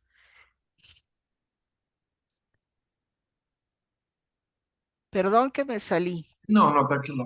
pero no puedo, es que me sacó. A ver, te digo, creo que tu presentación es la que está en el centro justamente de tu escritorio. Si quieres regresar a... Ya, ahora ahí sí está. lo vi, yo tenía encima, tienes razón, yo tenía encima, ¿ya los ven? Ahí, ya lo estamos viendo. Ok, voy a donde me quedé. Gracias. No, disculpen, no sé por qué me sacó. Estaba yo con los Estabas determinados. comentando algo de la comparación con la escritura egipcia. Así es esta lámina. Así es. Fíjense que también cuando son escrituras pictográficas que usan imágenes, puede haber ambigüedad, puede haber confusión. Entonces, para ellos, cuando había confusión, yo luego me confundo con muchas cosas, pero cuando es para ellos, utilizan otro signo que suene igual para decirte, por favor, lee esto. Por ejemplo, aquí tenemos, bueno, tenemos el dibujo de una biznaga, pero quizás está más claro aquí abajo. Es el nombre de Cuernavaca. En náhuatl se lee Cuauhnáhuac, cerca del bosque. Y entonces utiliza dos signos. Está un árbol y un águila. El árbol se lee Cuauhuitl y el águila Cuautli. Los dos empiezan con Cuau. Entonces podemos leer cualquiera de los dos, pero en este caso el águila está como un determinativo fonético que suena igual y dice, por favor, no vayas a leer árbol nada más o un árbol específico. Así como el águila se usa para decir ave, pájaro en general, y para decir águila, también el árbol se usa para árbol en general o para alguno en específico. Un ahuejote, cualquier tipo de árbol, que lo marcan por medio de su fruto, su flor, ciertas características. Pero como aquí el pintor dijo, aquí puede haber confusión, entonces pone dos signos que empiezan con el mismo sonido para decirte, tienes que empezar la lectura con el sonido cuau. ¿Me explico? Esos son marcadores fonéticos. Pero también hay semánticos, cuando en lugar de decirte qué lectura es que no se lee, no se leen, su presencia está para decirte la lectura a qué se refiere. Por ejemplo, acá abajo tenemos el glifo de Cuauquecholan, que está en Puebla, cerca de la ciudad de Puebla, y que se forma por un águila, Cuautli, que ya hemos visto, y un flamingo, Quecholi. Están los dos aves que dan el nombre del lugar, Cuauquecholan, pero no se lee, siempre se debe leer el glifo del cerro, Tepetl. Está la presencia del glifo, el dibujo, para decirnos que el nombre del águila y del y el flamenco son el nombre de un lugar, de un cerro. Entonces, que Cuauquecholan es el nombre de una población. Igual quizás sea más claro con los personajes que el cuerpo humano se usa mucho no para hablar del ser humano, de la persona, sino, o el hombre, sino de sus atributos o los glifos que están asociados a él. Por ejemplo, aquí nada más se lee el nombre del personaje, que es el señor Pedernal. Ligado a su cabeza está una figura que es un cuchillo de pedernal y es su nombre personal, Tecpatzin. Pero entonces todo lo demás no se lee, solamente su presencia está para decirnos que ese es un nombre personal de una persona, perdón la redundancia.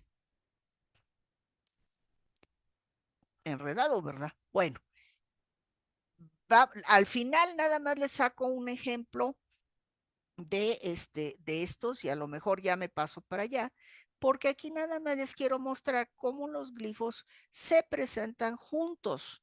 A nosotros luego nos cuesta mucho trabajo separar cuál es el glifo, pero aquí, porque generalmente vienen juntos. Aquí, por ejemplo, hasta arriba, viene otra vez la figura del pedernal, no para un nombre personal, sino para una fecha.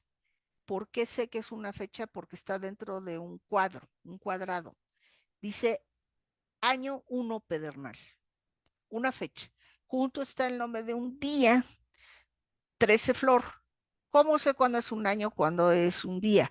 Porque sabemos que en el sistema calendárico hay 4 cargadores de los años y lo demás son días. Bueno, créanme, es un año y un día.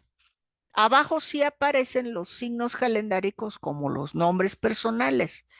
El señor uno casa y junto a él el señor uno movimiento. Entonces, quiere decir que los glifos se juntan, numerales con los signos de los días, con cabezas de personas y hacen compuestos, les llamamos compuestos. Abajo hay personajes, ¿cómo reconocemos simplemente cuál es hombre y cuál es mujer? Bueno, pues a través de sus atributos, de su vestido, por ejemplo, el hombre trae un taparrabo y la mujer junto a él tiene un enredo, tiene una camisa larga o huipil, incluso un cierto tipo de peinado que lo usan las mujeres. Y así podemos reconocer quién es quién. Abajo de nuevo viene el uso de antropónimos, que en este caso a la izquierda es la pluma que sale de su boca, que se llama pluma verde larga, y junto a él son los dos líderes toltecas, y junto a él está un pie con una serpiente enroscada. Esos son sus nombres. Además del nombre calendárico, les digo, digamos que son los sobrenombres. Y aquí hay variantes de cómo vienen en el códice representado este nombre. También tenemos en este códice, no siempre lo que está junto a ellos es un nombre. Hay nombres de grupos, los gentilicios. Aquí tenemos a los Xochimilcas, que es este rectángulo es una tierra labrada de flores. Y ahí tiene las flores encima. Junto a él están los Ayapancas, que por cierto todos son conquistados, pobres, que es una bandera y con agua, que es blanca y que es el nombre de los hombres de la niebla. Y junto a él los Citecas, que son los hombres de la liebre. Abajo también tenemos representados cargos. El que traiga una pluma quiere decir que es un embajador, pero también en este caso yo lo puse para que tiene sus armas y manto de piel para decir que son chichimecas. Este es un códice que habla mucho de los chichimecas del norte. Los toltecas habían llegado a Tula en la frontera norte de Mesoamérica. ¿Y qué había más allá?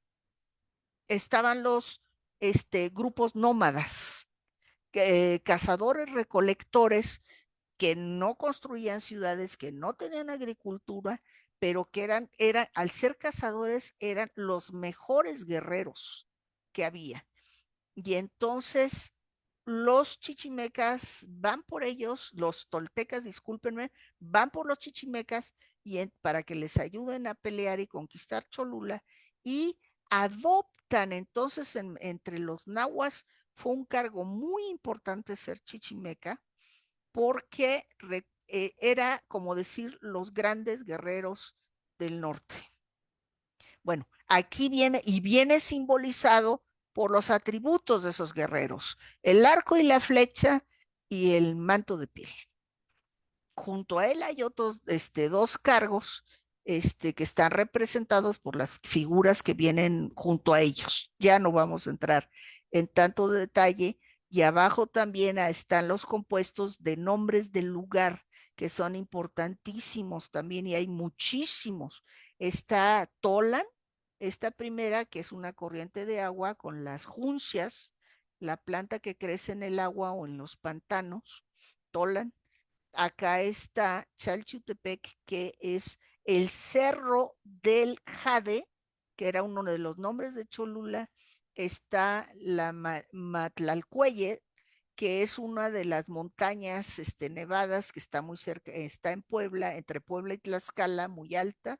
Y acá abajo está Cuautinchan, que es donde se hizo el códice, y que quiere decir la casa, el hogar del águila. Entonces es una cueva y adentro está un águila, se llama Cuautinchan. Ok, no quiero cansarlos tanto. Hay construcciones, aquí el primero es un templo, un teocalli o casa del dios. Hay una muralla que está protegiendo la ciudad de Tlaxcala, y hay un palacio, Tecpan, que quiere decir donde están los nobles, los señores.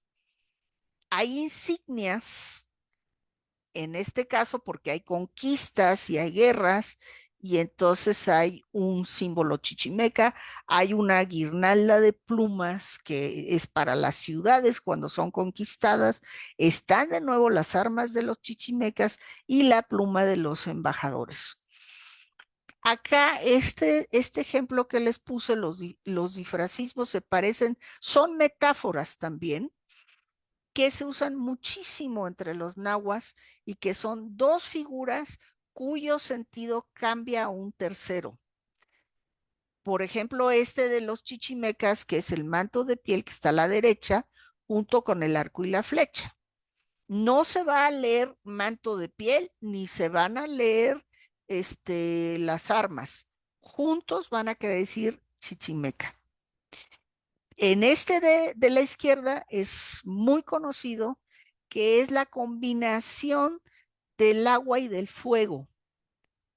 Es el agua quemada, así se dice en náhuatl, pero que se usa para representar la guerra, el conflicto. ¿Por qué? Porque no pueden subsistir, pues, no pueden estar, o está el agua o está el fuego. El fuego va a evaporar el agua va a apagar el fuego.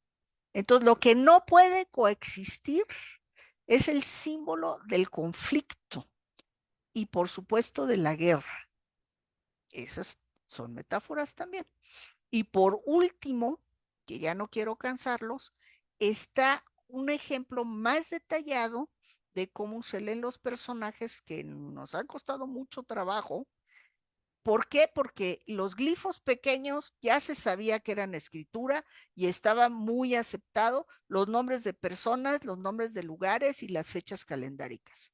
Pero las demás escenas, pues no, se decía, incluso los mayas dicen, no, las figuras grandes son figuras, punto. No, en el centro de Mesoamérica eso se combinó, no lo separaron como los mayas, y entonces para poderlo trabajar hay que desarmarlo, la imagen. Aquí hay un ejemplo en que aparece otra vez la figura de un hombre que es un marcador semántico. No se va a leer hombre o quixtli, no se va a leer persona, que es tlacatl, nada. Solamente su figura está para saber que todos los glifos que tiene alrededor van a formar, nos van a dar la suma de ellos, la lectura. Aquí tiene distintos. Aquí está su nombre, su sobrenombre, que es el pie de serpiente, Ixcoatl. Tiene una diadema de los toltecas, una copili. Tiene el cabello largo atado, son hueyac, que lo usaban los sacerdotes, era propio de los sacerdotes. Trae el manto de piel Huaquemitl, que era trae los símbolos de los chichimecas y trae en la mano el arco y la flecha. También está calzado, que era asunto de los nobles. Entonces, entre esta suma de glifos, no se va a leer cada glifo por sí. Van a dar una suma que nos van a representar estos difracismos. Su nombre, aquí abajo es el resumen, Ixcoatl, pero nos va a decir que es un sacerdote, dado por su peinado, teogua, tolteca, porque trae la diadema de los toltecas, que es un chichimeca, porque trae los símbolos de los chichimecas, que es el manto, el arco y la flecha, y tecutli, porque está calzado, es un señor. Entonces, la lectura de toda esta escena es Ixicóhuatl, Teogua, Tolteca, Chichimeca, Tecutli. O sea, el pie de serpiente, el sacerdote tolteca, el señor chichimeca. Y ya, no les complico más la existencia y ahí lo dejamos. Tienen algunos asuntos más, pero esto yo quería darles una probada de que no es solamente una imagen, sino es cómo funcionan, cómo están funcionando las imágenes. No es que les digo que veamos un cuadro, un dibujo al estilo occidental, sino que todo está codificado y para poder entender de qué están hablando, tenemos que ir separando las imágenes para poder llegar a entender de qué están hablando. Y ya, muchísimas gracias. Ya me pasé del tiempo. Excelente. Han sido muy pacientes conmigo y se los agradezco y perdonen la salida, el tropiezo, no sé qué pasó. Tranquila, tranquila. Muchísimas gracias, Ceci. Ha sido una charla sumamente ilustrativa y muy gratificante. Les voy a activar sus micrófonos para que me ayuden a tributarle una fuerte batería de júbilo por tan interesante charla que nos están regalando el día de hoy. Adelante. Bueno, Gracias. Bravo. Gracias. Bravo, excelente. muchísimas gracias. Yo Gracias, les doctora. Muy quise bueno. dar una muestra. Muchas gracias. Miren, yo sé que esto es muy complejo. Si ustedes se meten a la escritura maya o a la egipcia, se van a encontrar eso. Hola, mi vida. ¿Quién anda diciendo hola? Vamos al silencio antes, Rubí, porque mi si no hija. nos vamos a... Ay, no importa. Qué gusto. Vamos al silencio. Ceci, nuevamente activa tu micrófono, por favor. Coméntanos lo que nos estabas comentando.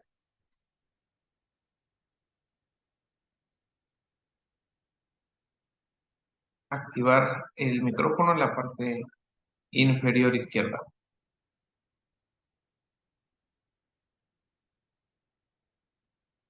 Ya. Ahora sí, nos estabas comentando. Para que vean, puedo descifrar glifos, pero la computadora todavía no. Ay, ya no me oyeron. Sí, te escuchamos. Ay, perdón. Híjole. Estabas comentando lo de los mayas. Ah, que les digo que, miren, se ve muy complejo. Si es la primera vez que ven algo así, yo entiendo que es muy complejo. ¿Por qué? Porque esto lo hemos trabajado a lo largo de muchos años, poco a poquito. Entonces, se ha trabajado esto del desciframiento desde finales del siglo XIX, pero no crean que ha sido un continuo. Sobre todo se ha acelerado a finales del siglo pasado y de este. Pero yo entiendo, yo les quise traer porque cuando me invitó a Natayel, le dije, ¿seguro que quieren el desciframiento? O primero les cuento qué son los códices. Digo, no es un tema conocido, pero bueno, hice mita y mita. Pero sí les quise mostrar, tenía muchas ganas a Natayel, pero entiendo que esto se debe de ir viendo poco a poquito. Poner ejemplos y luego regresar a la imagen, en fin, para ver cómo está funcionando. Por eso les agradezco mucho su paciencia. Excelente, muchísimas gracias, Ceci. Mientras van levantando sus manitas, les voy a recordar que ya tenemos nuestra revista número 28 publicada. La pueden descargar de las diferentes plataformas. Y recuerden también que estamos realizando acopio en favor de los hermanos de Acapulco. Así que vienen también los datos para poder hacer sus participaciones en la revista, en esta imagen. Vienen los datos que nos ha proporcionado la Gran Logia del Estado de Guerrero para que ustedes puedan realizar sus aportaciones. Así que por favor, y bueno, pues el día de hoy corresponde mencionar el primer artículo que estuvo a cargo de su servidor y se llama La leyenda, un recurso esotérico, y bueno, pues espero sea de su interés. Bien, vamos a empezar. Tenemos varias preguntas, varias manitas levantadas. Les voy a pedir que seamos muy sintéticos con nuestras participaciones para que podamos avanzar en la mayor medida de todas las preguntas que tenemos y también los comentarios. Vamos con la participación de nuestro respetable hermano Vicente Cruz Portillo, nuestro consejero por el estado de Tlaxcala. Adelante, por favor. Muchas gracias. Muy buenas noches. Saludo con gran alegría a nuestro presidente Natayel Montejano, acompañado de mi hermano Catalino Pichardo. Caray, se ven re bien los dos, los dos consejeros. Me da muchísimo gusto verlos, de verdad. Es un gran placer saber que gozan de salud, están juntos en armonía. Por otro lado, me permito dar la salutación correspondiente a nuestro hermano secretario Daniel Vega, al igual que todos y cada uno de los consejeros del Centro de Estudios Masónicos Internacionales. Muchas gracias por su presencia, a todas aquellas personas, iniciados o no, que nos honran con su presencia el día de hoy. Maestra doctora Cecilia Rosell, si se dio usted cuenta, el de la voz, me permití incluso poner este mural que estoy seguro que usted lo conoce, totalmente seguro. No, Tlaxcala. Vale. ¿Tlaxcala? Cacaxtla. ¡Ay, es Cacaxtla! Perdón. Cacaxtla, exactamente. Y si usted se da cuenta, en esta parte de acá, hay un glifo. Si usted lo ve con detenimiento, ¿Es un cerro? es el cerro, precisamente con una tortilla en la Tlaxcali. mano. Sí. Exactamente. Y voy para allá. Mi pregunta, además de verdad, de limpio corazón, reciba mi total admiración, respeto y gratitud por todo lo que nos acaba de enseñar el día de hoy. No, hay muchísimas gracias. Y es No usted me lo que tengo agradecen así tan de corazón. Vaya, le agradezco muchísimo, de verdad. Tengo una duda que salta constantemente a mi cabeza. Este glifo que usted ve, que son dos cerros, y al centro, emergiendo de esos dos cerros, sale una mano y tiene una tortilla. Se dice, vaya, qué mejor que preguntarle a usted, que es una experta, se dice que este es el símbolo, el glifo antiguo de la República de Tlaxcala, de la cual soy oriundo.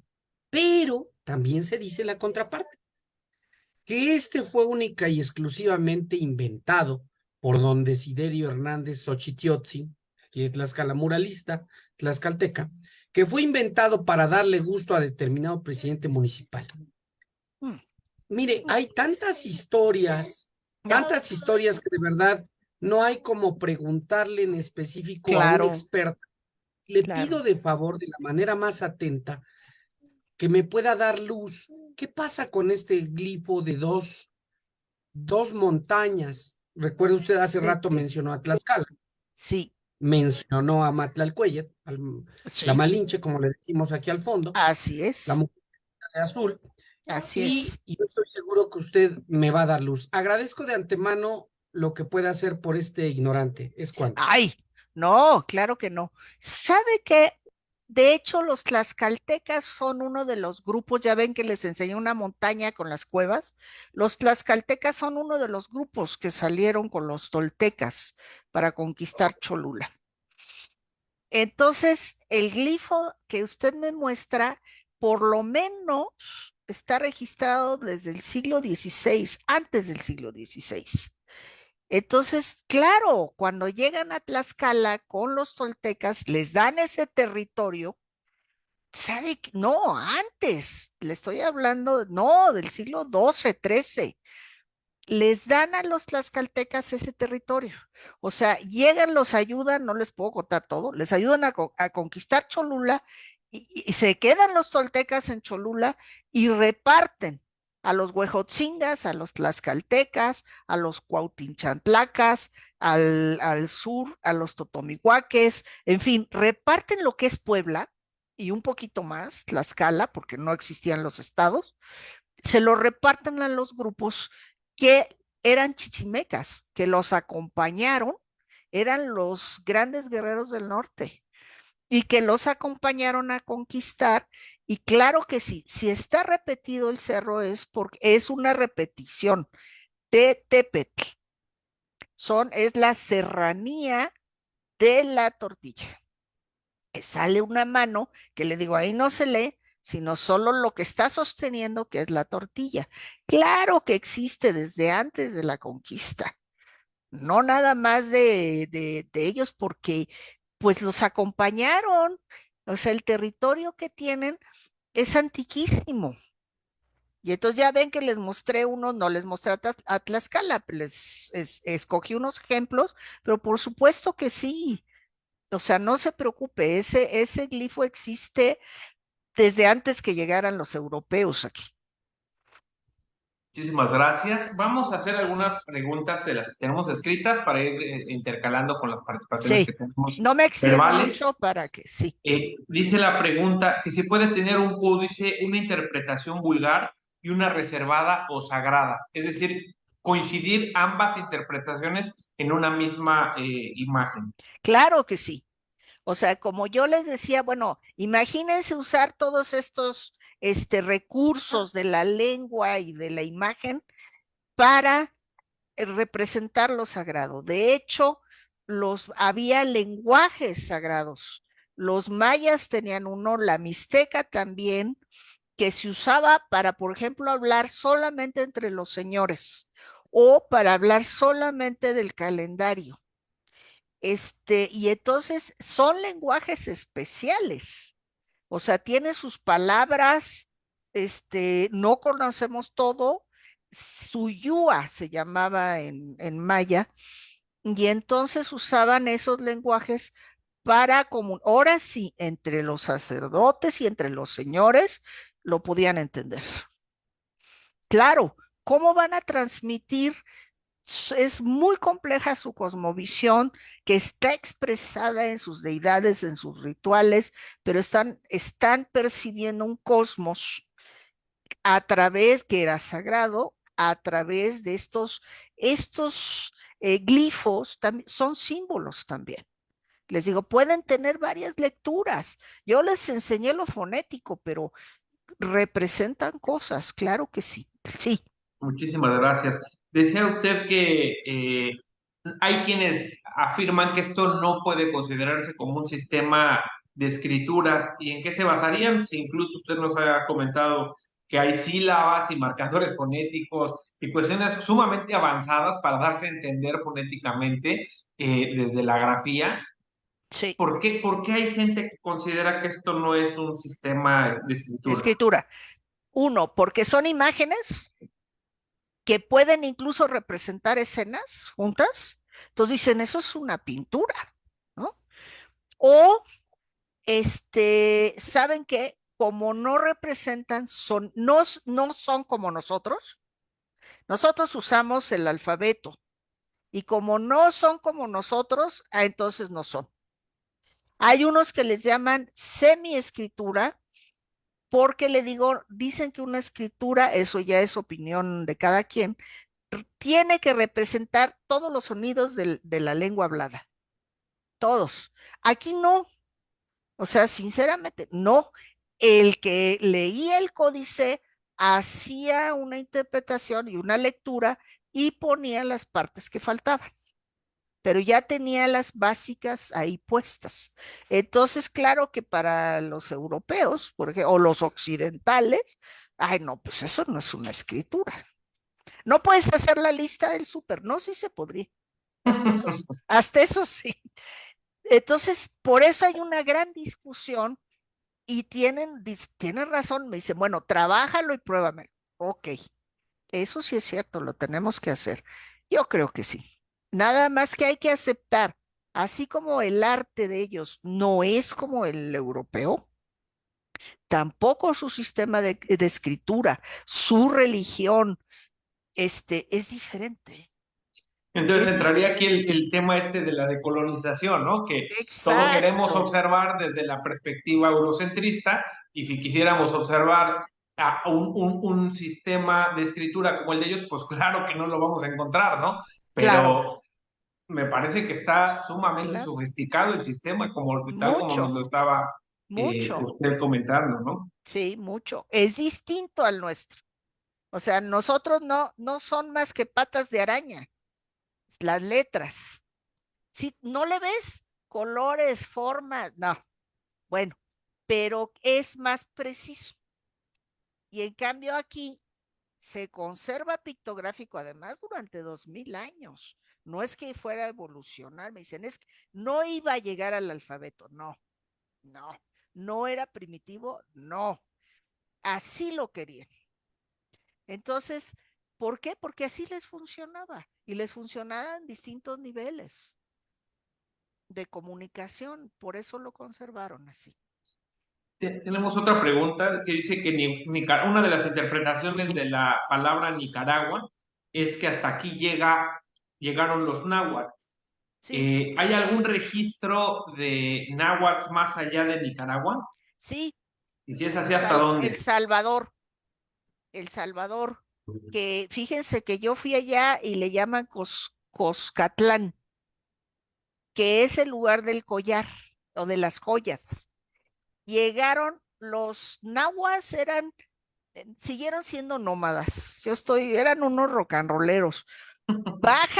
Se los juro, bajan de Canadá, Estados Unidos, entran a Mesoamérica y todavía visitan la zona maya, pasan y llegan hasta El Salvador. Los comerciantes iban, pero además llegaron, o sea, fueron a colonizar y llevaban el náhuatl, por supuesto que sí, hasta El Salvador. Yo creo, digo, Centroamérica, por lo menos parte de Centroamérica hasta antes de Panamá, o sea, se puede considerar parte de Mesoamérica. Okay. Tenemos otra pregunta, dice, eso de los días fastos y nefastos es una idea que se generó incluso en la antigua Roma y otras culturas. ¿Cómo es posible que haya pasado al otro lado del mundo sin intercambio cultural? ¿Hay alguna teoría aceptada o es solo que todos eran grandes astrónomos? Tiene toda la razón. Tiene la razón en que puede ser una influencia europea, porque esto está registrado en Sagún, con un fraile franciscano, y a lo mejor sin embargo, pienso que sí, porque las influencias, si es un sistema de adivinación, te puede ir bien, te puede ir mal, o no puede pasar nada. O sea, así lo dijeron los franciscanos, nefastos, propiciatorios, pero en realidad sí puede haber, pueden reconocer que hay influencias, que hay buenas, malas o neutras. Le llamemos como le llamemos, ¿no? Pero tiene toda la razón. Aquí ya hay, les digo que hay, siendo seres humanos, y esto no se alcanza a explicar, ¿por qué hay cosas comunes habiendo tanta distancia en el tiempo y en el espacio?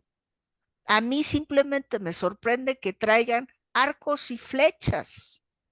Por ejemplo, a ustedes no les ha haber llamado la atención, pero había en Asia y los mogoles y cuando pasan, el ser humano todavía no tienen esas armas y sin embargo aquí se desarrolla arcos y flechas. Y dices, bueno, a mí me parece un arma sofisticada. ¿De dónde? Bueno, les estoy hablando de libros, hacer el material papel, de armar un sistema, en fin, de comunicación. Entonces hay algo que compartimos como seres humanos que se van desarrollando a lo largo del tiempo. Muchísimas gracias. Vamos con la participación de nuestro hermano Daniel Díaz Navarro. Adelante, Sí. por favor. Gracias, buenas noches, doctora, maravillosa plática, me encantó. Gracias.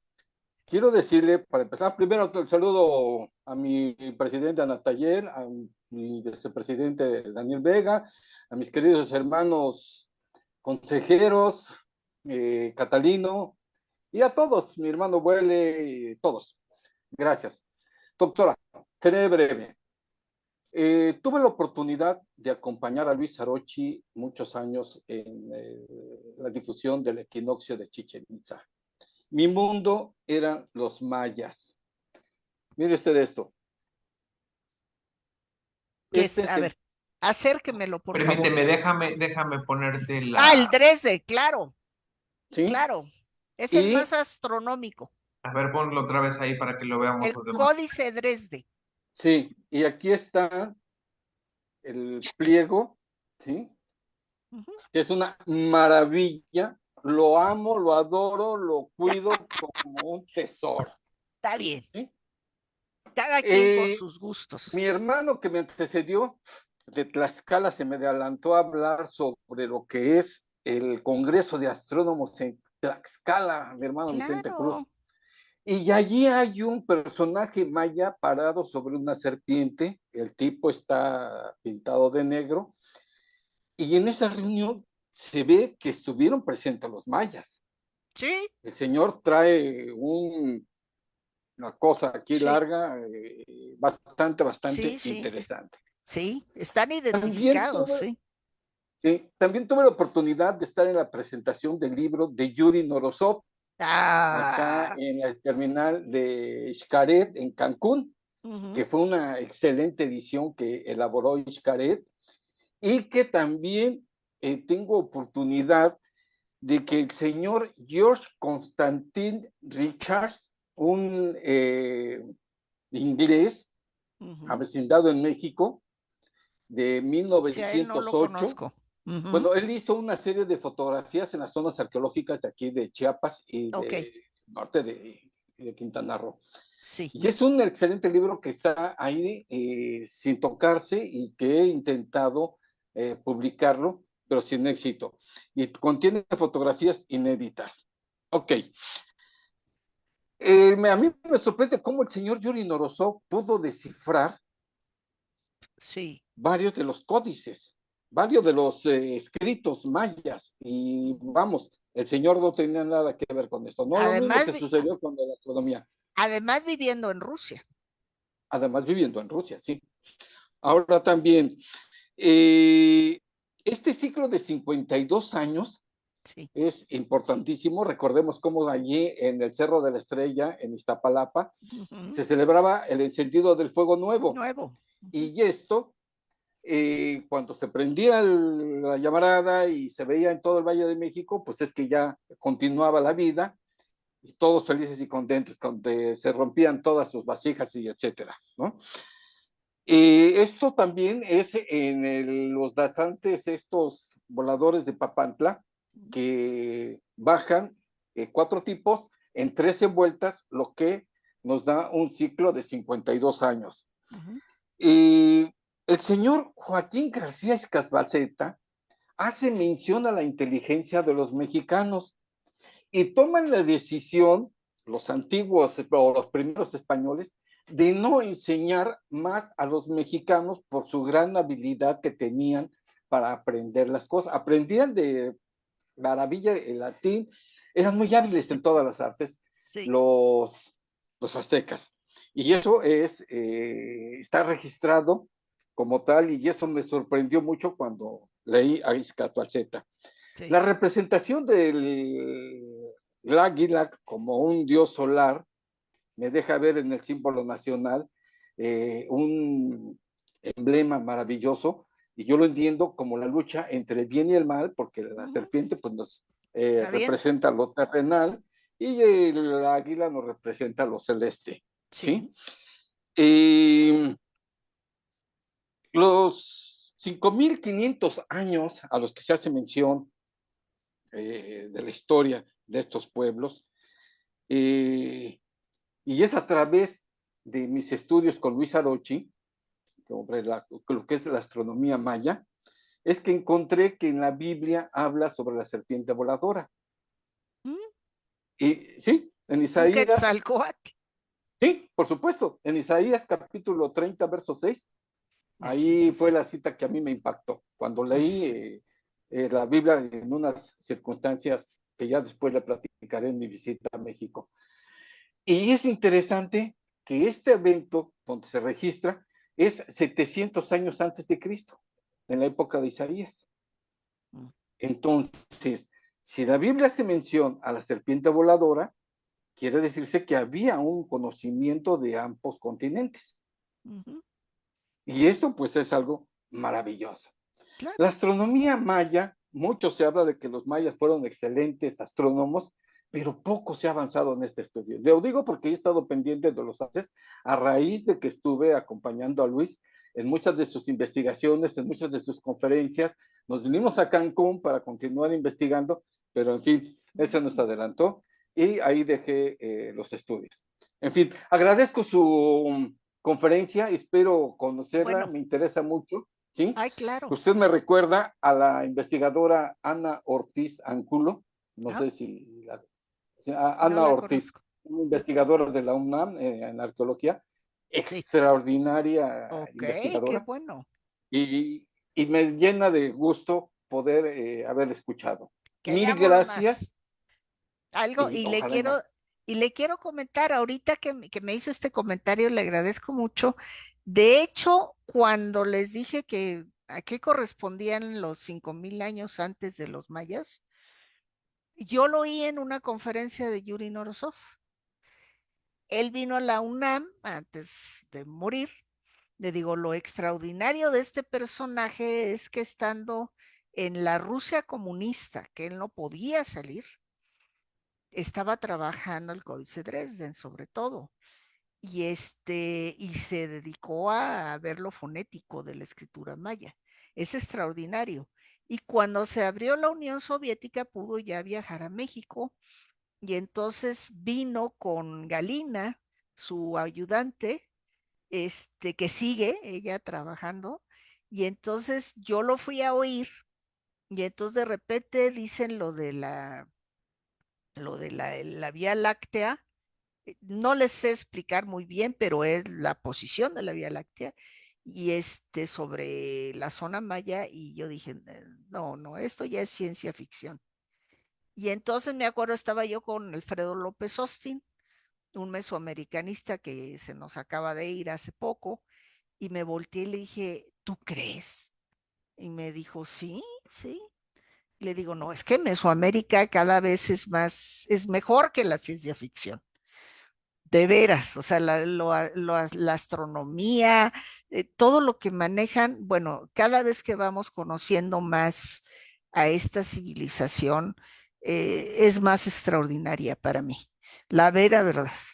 Entonces, no, lo felicito, qué bueno, le digo, justo Yuri Norosov, pues fue el que hizo este comentario. Yo dije, no puede ser. En ruso, se lo decía a Galina y Galina ya nos lo decía en español, ¿no?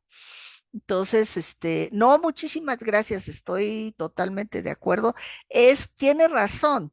Los españoles llegaron como conquistadores, como invasores, ya les decimos, y entonces ellos querían a los indígenas, primero los vieron como animales, porque no estaban vestidos como ellos. Les digo, el problema del colonialismo es muy fuerte en la antropología y que se trata de descolonizar.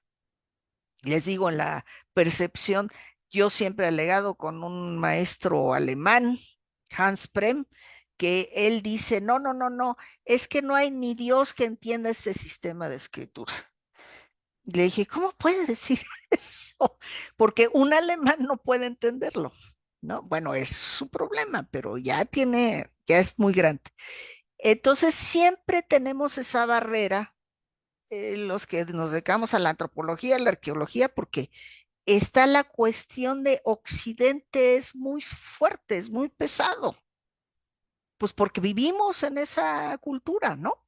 Entonces, empujar y tratar de probar algo diferente pues primero es un rechazo, dudas, lo van a ver. Bueno, nuestro trabajo es probarlo. Pero sí, por supuesto, imagínense que esa mentalidad desde que llegaron y nos educaron, eso de los indígenas que aprendían, es cierto. Estaba el colegio de Tlatelolco, se los cuento muy rápido, me encanta. Una anécdota que cuenta Sagún. En el colegio de Tlatelolco se hizo para educar a los indígenas como se hacía en Europa, y les enseñaban latín y bueno, toda la oratoria y todo lo que les daban en Europa. Y entonces un día estaba barriendo un indígena fuera del colegio, y llega un agustino y dice, ay, y lo saluda en latín. Y entonces el indígena le contesta y le dice el agustino, no, no, no, no, no, no, no, conjugaste mal. No, así no es. Y entonces se voltea y le dice, discúlpeme, padre, es que las reglas es así, así, así, y yo lo dije bien y usted lo dijo mal. Y entonces imagínense cómo le cayó al agustino que un indígena con su taparrabo barriendo lo corrigiera. Claro que el conocimiento es un poder, y detentar el conocimiento es detentar un poder. De hecho, esto tuvo tal consecuencia que la iglesia del Papa, los sacerdotes, bloquearon a Sagún, hicieron que se cerrara la escuela de Tlatelolco y que no hubiera más educación a los indígenas que enseñarles a leer y escribir y español. Y se acabó. Y esto fue un experimento porque los franciscanos, que a mí me caen muy bien, querían hacer un sacerdocio local, sacerdotes indígenas. Y los padrecitos dijeron, no, de ninguna manera, porque ellos son los que querían tener la iglesia, los diezmos y el control ideológico. Y no lo permitieron. Y se lo cerraron. O sea, llegó a tal grado que cerraron el proyecto. Primero tuvieron los franciscanos, fueron los primeros que llegaron, tenían el apoyo del virrey y entonces pudieron abrir el colegio de Tlatelolco, pero se lo cerraron.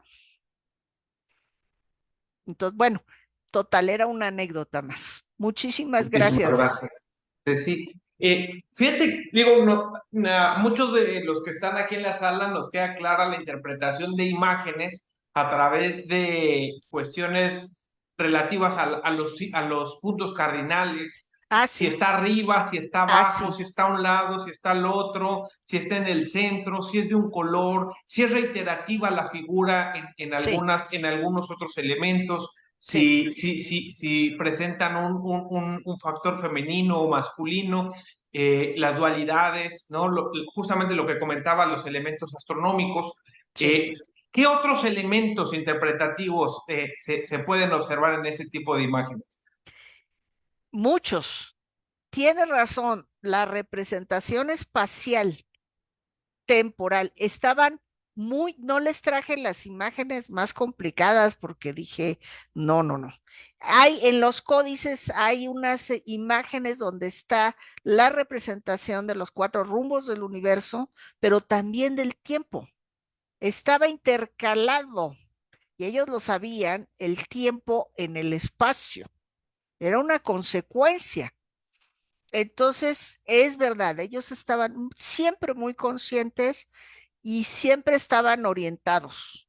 Cuando trabajas mapas, algún mapa, primero no nos cuadra porque nosotros estamos norteados.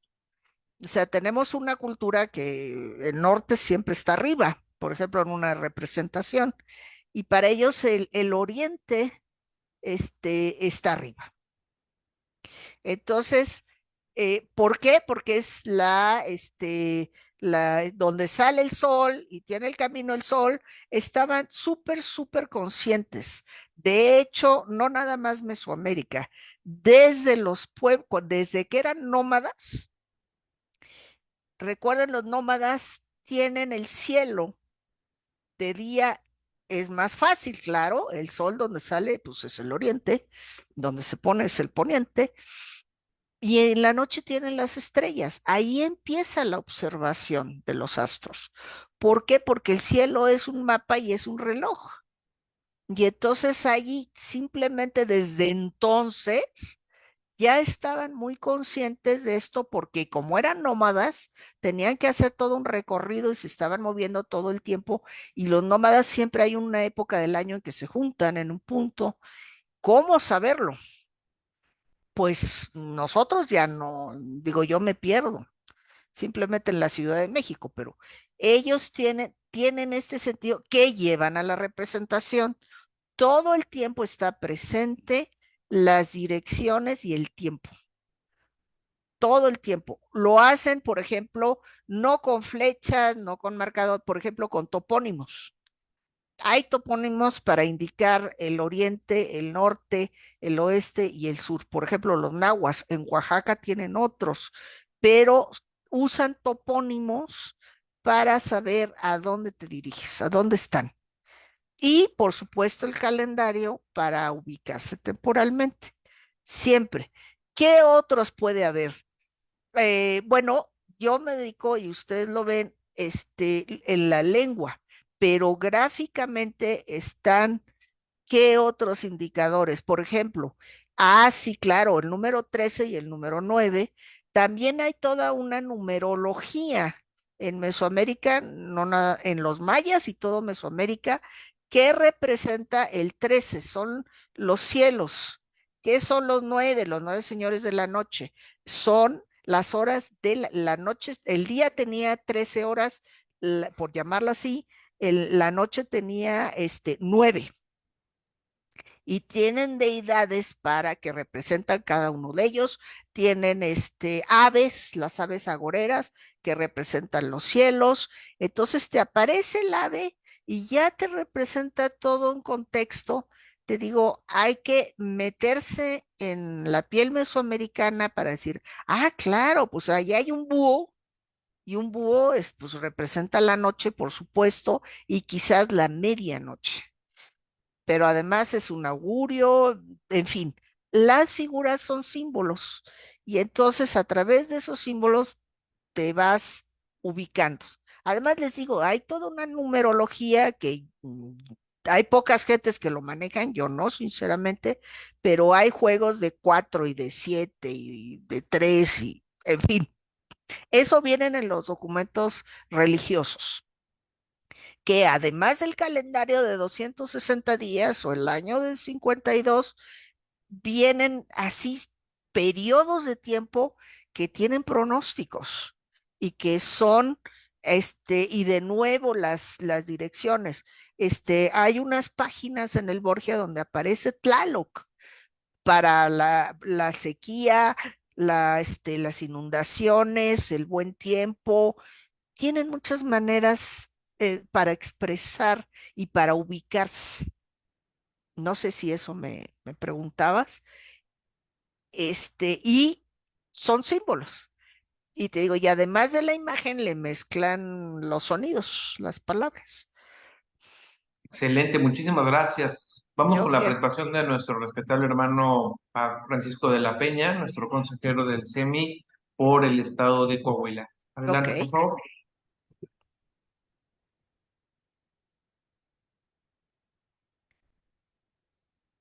No me permites sonido. Ya. Ya. Parece que ya. Ok. Primero que nada, saludo con mucho gusto a Natayel y felicito a Natayel por traer a la sala a una persona tan conocedora y tan importante, tan vasta en su conocimiento. Felicidades a Silvia Rosell. Muchas gracias. Saludo con agrado a todos los consejeros y a todos los que están en la sala. Abrevio a todos. Saludos. Yo soy de Saltillo, Coahuila. En Saltillo, Coahuila, se asientan dos ciudades, dos pueblos originarios. La Villa de Santiago de Saltillo y San Esteban de la Nueva Tlaxcala, a propósito del comentario que hacen nuestros hermanos. Y pues bueno, tiene su historia también. Andaban en todos lados, ¿no? De origen tlaxcalteca, por supuesto, que por cierto, por ahí traigo un estudio que más adelante podremos compartirlo. Pero bueno, mi admiración, Cecilia, qué admirable decodificación ahora sí, que digo, de la forma. Es lento, le digo. Se los presenté rápido, pero es muy lento. Es impresionante, me gustó muchísimo y lo admiro. Gracias. Cecilia, hablabas tú de que los glifos son unas asociaciones entre los grupos fonéticos y los glifos. Hablabas también que todo esto organiza un sistema de escritura. Pero yo me quedo asombrado con esa lectura de códice, particularmente en la relación significante-significado. Yo le pediría a mi querido hermano Vicente Cruz, si es posible, a Natayel, que me pudieras atender en este caso. Mi pregunta tiene que ver con lo siguiente, Cecilia. A fin de cuentas, se trata de un mensaje, cualquier cosa, ¿no? Y admiro cómo lo fuiste decodificando, ciertamente. Pero si yo veo el mural que tiene de códices de Vicente Cruz atrás, es una plasta de dibujos, de imágenes, pero así, una plasta tremenda, si lo podemos aumentar. Sí, porque yo veo un cuadrito. No, pero es impresionante. Entonces, sí. Tiene que ver ya lo explicaste de alguna forma, con los factores, las dualidades, la astronomía, etcétera. Pero ¿cómo descifrar? Y aquí entra la pregunta fundamental, Cecilia. La sintaxis del códice. Es decir, ¿cuál es el orden comunicativo que plantea cada códice? Porque yo veo una plasta de dibujos. ¿Cómo encontrarle la punta de la hebra a todo ese mensaje o mensajes? ¿Dónde empieza uno, termina otro? y esa construcción sintáctica que lleva un mensaje de significante y significado, es asombroso. Sí. Y tú, con una tranquilidad, una parsimonia impresionante, dices, aquí está diciendo eso. ¿What? ¿Dónde está la hebra? Porque yo me Bueno, quedo asustado con esa plasta que tiene Vicente atrás. no, bueno, ¿Dónde es la punta de en la parte hebra? es la costumbre, pero la verdad, y ya conocerlo. Ahora, no soy yo sola. Hay que aceptar que yo soy heredera de muchas cabezas que ya han trabajado esto y que están trabajando y que yo estudio y que yo aporto, pero no soy yo sola. O sea, esto es un trabajo colectivo para de veras poder llegar a conclusiones y aceptar, así como estamos ahorita, también nosotros nos reunimos pues bastante seguido en seminarios y discutes, ¿no?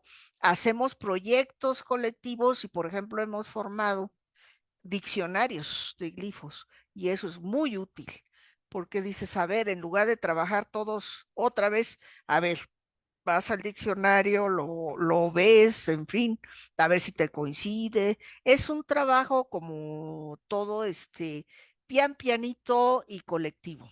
Esa es la verdad. La plasta que ves atrás, bueno, no sé qué tan codificado son los muralistas mexicanos y sé que lo sacaron también de códices también, pero no sé qué intención había del pintor de mandar un mensaje, dos, tres o cuántos. No lo sé. Acá sí había, en estas pinturas lo sabemos, la intención de uno, tres, 10 mensajes. Sí lo sabemos.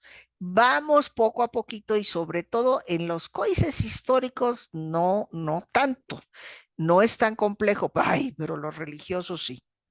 Porque es lo que me preguntan, por supuesto, está codificado una religión, una forma, una cosmovisión, una forma de ver el mundo, de pensarlo, de percibirlo y de pensarlo y de organizarlo y de usarlo. Entonces hay que ir poco a poco aprendiendo cómo percibían el mundo y cómo lo expresaban. Y yo creo que sí, la sintaxis. La sintaxis es algo que usamos mucho al hablar, es la cadena y cómo se ordenan las partes. En la imagen, la sintaxis es más libre. O sea, puede uno, por ejemplo, eso se llama el orden de lectura. ¿Por dónde empiezas?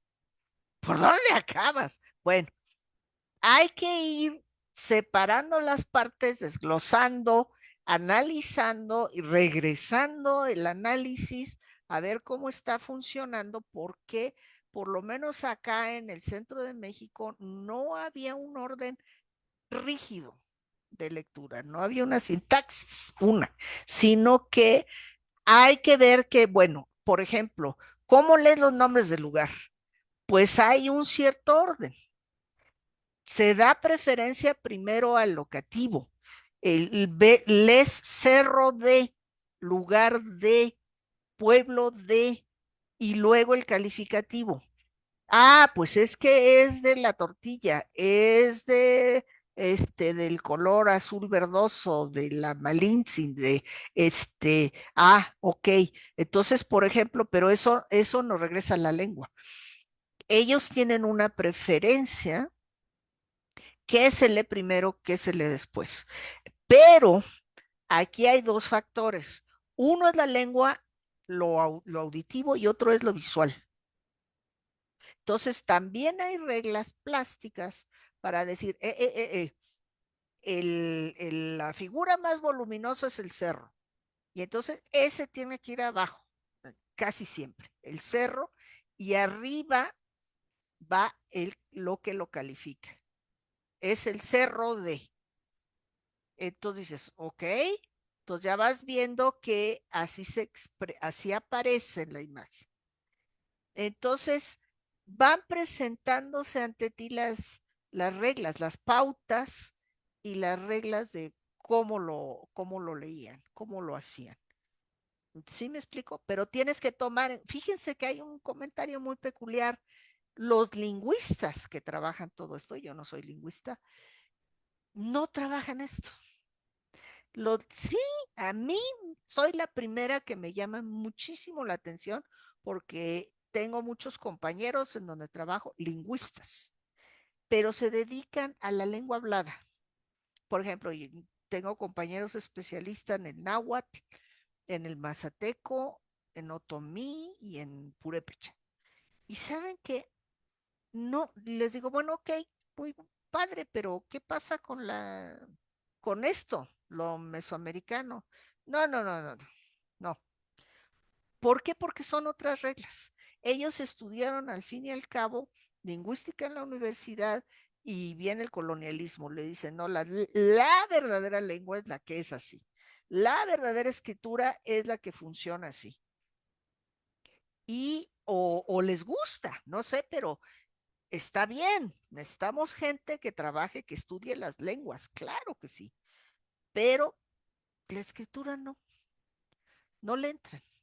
De hecho, ha habido mucho problema. Por ejemplo, ahora está el proceso ahorita al revés.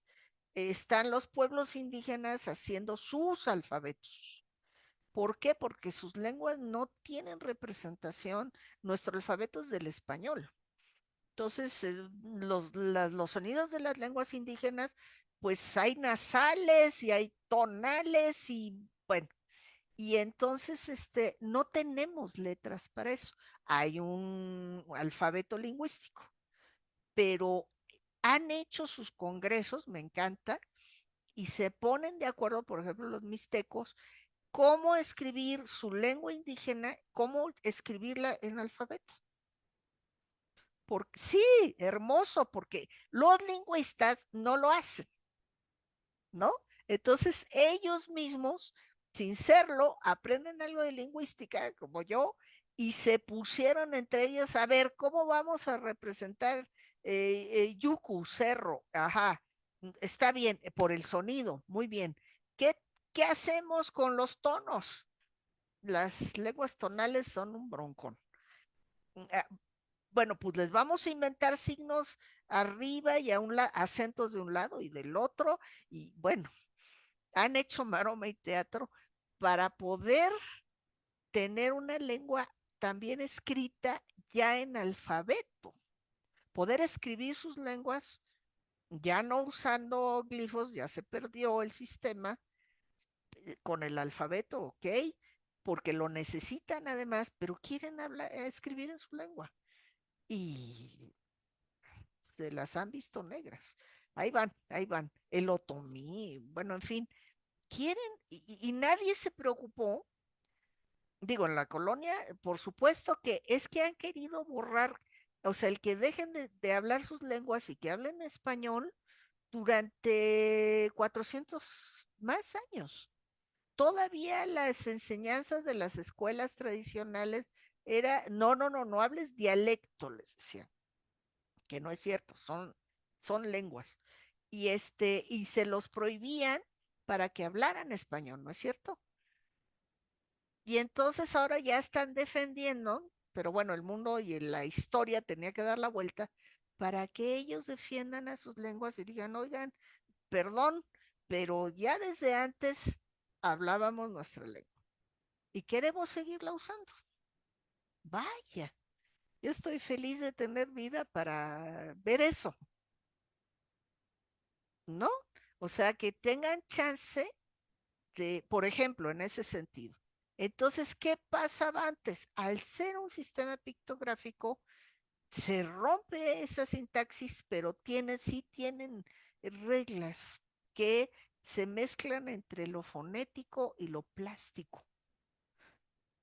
O sea, al fin y al cabo es una composición plástica. Estamos viendo una página y estamos viendo personajes y estamos viendo. Entonces hay que seguir reglas visuales del lenguaje visual con el fonético.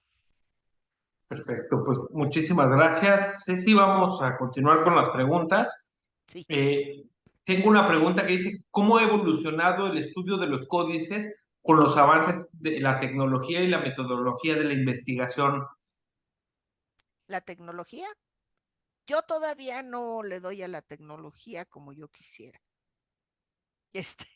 Le voy a decir, es verdad, y así hemos podido hacer diccionarios de glifos con la tecnología. ¿Por qué? Porque subimos las fichas de análisis, las fichas siempre las dividimos, por cierto, entre analizar lo visual y lo fonético. Y entonces, pero la conclusión, y hacemos los diccionarios, y eso solo fue posible a través de la tecnología y las computadoras. No les voy a decir mi edad, pero cuando yo empecé a trabajar era a mano con máquina mecánica, ya fue una revolución la máquina eléctrica, ya había que ponerle un líquido blanco para borrar, ¿no? Era, pues, vi, a esa velocidad va uno. En cambio, ahora con las computadoras, como ustedes me vieron en la sesión, no soy tan hábil, porque además me las cambian y meten cosas nuevas y bueno, no alcanzo el ritmo para aprenderles, pero es muy bueno, pero recordemos que son máquinas, son recursos solamente no para que entendamos esto, para manejar la información. La computadora puede guardar mucha información, puedes hacer comparaciones más rápido, puedes hacer diccionario. Es más, los códices, por ejemplo, no los podíamos ver, ¿no? O sea, entrar a una biblioteca a ver, o un museo, a ver un códice era dificilísimo. Es trabajar, nunca trabajamos con originales, sino con copias y sobre todo facsimilares. Ahora, lo que ahora a mí me encanta es que están en internet, ya están digitalizados y los puede uno consultar en internet. Esas cosas es maravilloso de la tecnología. Pero son máquinas para mí. O sea, no te van a resolver el qué es esto. ¿Me explico? O sea, te van a ayudar, pero la que tenemos aquí es la que nos puede resolver. Soy radical, ¿eh? Sí. Yo lo acepto. Muchas gracias. Tenemos otras preguntas. Vamos a culminar las participaciones con la de nuestro respetable hermano Jorge Bolle de Ecuador.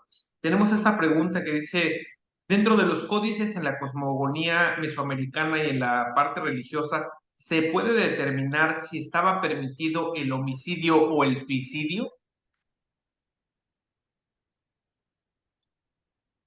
Déjame pensar. No es tan fácil porque no se expresa. Es que saben que eso depende mucho del contexto. Si es en una guerra, en qué circunstancia se le puede llamar suicidio. Recuerden que hay sistemas de honor en donde se permite el quitarse la vida a uno mismo, pero no sabemos porque eso no quedó registrado ni en los códices, ni en las piedras, no. Completa su pregunta con un comentario que, bueno, Ah, más o ok. menos lo voy a resumir, diciendo que, bueno, pues en los códices se pueden observar algunos restos humanos mutilados y eso Sí, pudiera implicar un barbarismo desde la perspectiva de los vencedores.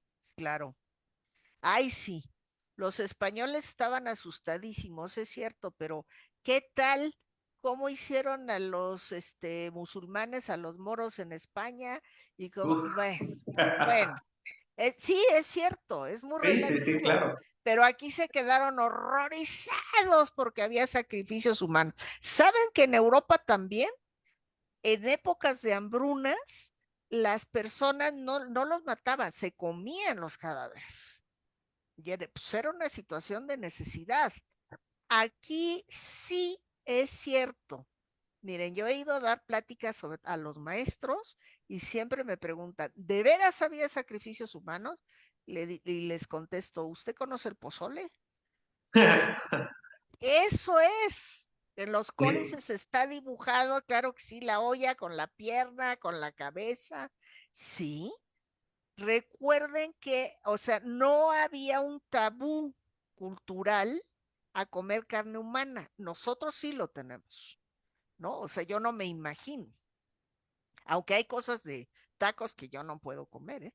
O sea, la pancita y la tripa y la nana, tampoco lo puedo probar. A lo mejor la carne humana sí. Bueno, eso soy yo. Son mis prejuicios culturales. Claro. Porque en México se come, ¿no? Se come todo. El ojo, el buche, el cachete, ¿no? Bueno, fíjense que sí, pero recuerden que estamos ante una sociedad que hacía unos cientos de años era nómada, no bárbaros. Quiten esa palabra porque es un prejuicio cultural. No, yo digo que los españoles eran los bárbaros. Imagínense 3 meses sin bañarse, sin tomar agua fresca y qué se comía, no. Bueno, depende de lo que uno considere bárbaro, que no va con la cultura de uno. En antropología no existe el juicio hacia otras sociedades. O sea, no, o sea, es la variedad cultural, son otras costumbres. Nosotros tenemos que hacer el esfuerzo de entenderlo, no de juzgarlo. Y les digo, y lo de la carne humana, claro, eran cazadores. Los estaban en el norte y les digo, todavía en Mesoamérica, destazaban a los venados y se los comían. ¿Por qué no, fulano? Lo matan y te lo echas. Claro que sí, sobre todo si necesitas carne. Ahora, ya en las culturas mesoamericanas eso se va volviendo cada vez más ritual. Aquí no se come nunca al propio, sino al otro. No te comes a tu primo o a tu pariente o a tu comunidad. Nunca. Se come al otro, al enemigo, al bárbaro, ahí sí se aplica, al otro. Entonces, también era una forma de pánico, de propaganda política, ¿eh? O sea, era un mensaje muy fuerte. En las guerras iban, yo no he trabajado mucho este tema, pero por lo que yo conozco les contesto, iban a las guerras, tomaban prisioneros, los mayas eran terribles, terribles, les quitaban las uñas, los guardaban durante años, guardaban, por ejemplo, a un jefe, si atrapaban a un jefe, la comunidad de donde era no podía nombrar otro mientras estuviera vivo su gobernante. Entonces, años lo estaban torturando, lo sacaban, lo maltrataban. Bueno, eran muy malos. Bueno, y en el centro ya era, órale, le sacamos el corazón y le ofrecemos su sangre y se acabó. Sale. Y pozole, hacer pozole.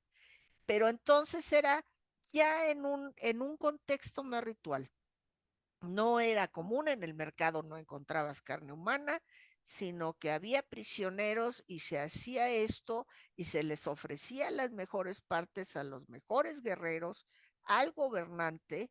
El pueblo no lo comía, o por lo menos no lo decían. Y entonces, pero el cuerpo humano era otro animalito, pues, que se podía comer.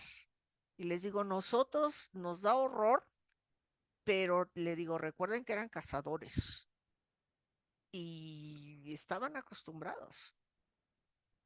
Entonces, Claro, no lo podemos valorar de la misma manera, ¿no? Era un todo. contexto completamente distinto Sí. en tiempo y en espacio, pero bueno. Pero sí lo había. Claro. Hay muchas representaciones de canibalismo, de sacrificio humano, muchísimas. Y que no eran, en efecto, tampoco eran desconocidas en Europa, ¿no? Se llegaban a comer pedazos de las personas para obtener el poder o la fuerza que tenía un guerrero, ¿no? Sí, aquí también.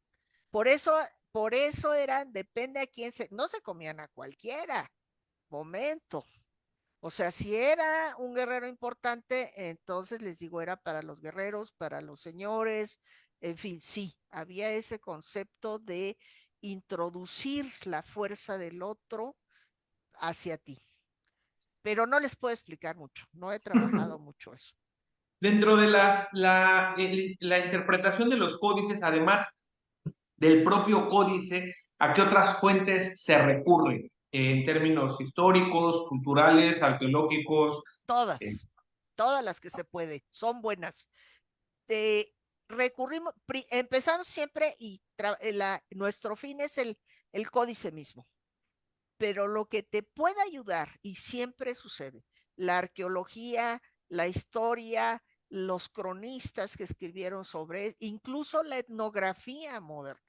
Yo una vez estaba escribiendo sobre una genealogía de la Mixteca y llegué a una boda que duraba 3 años.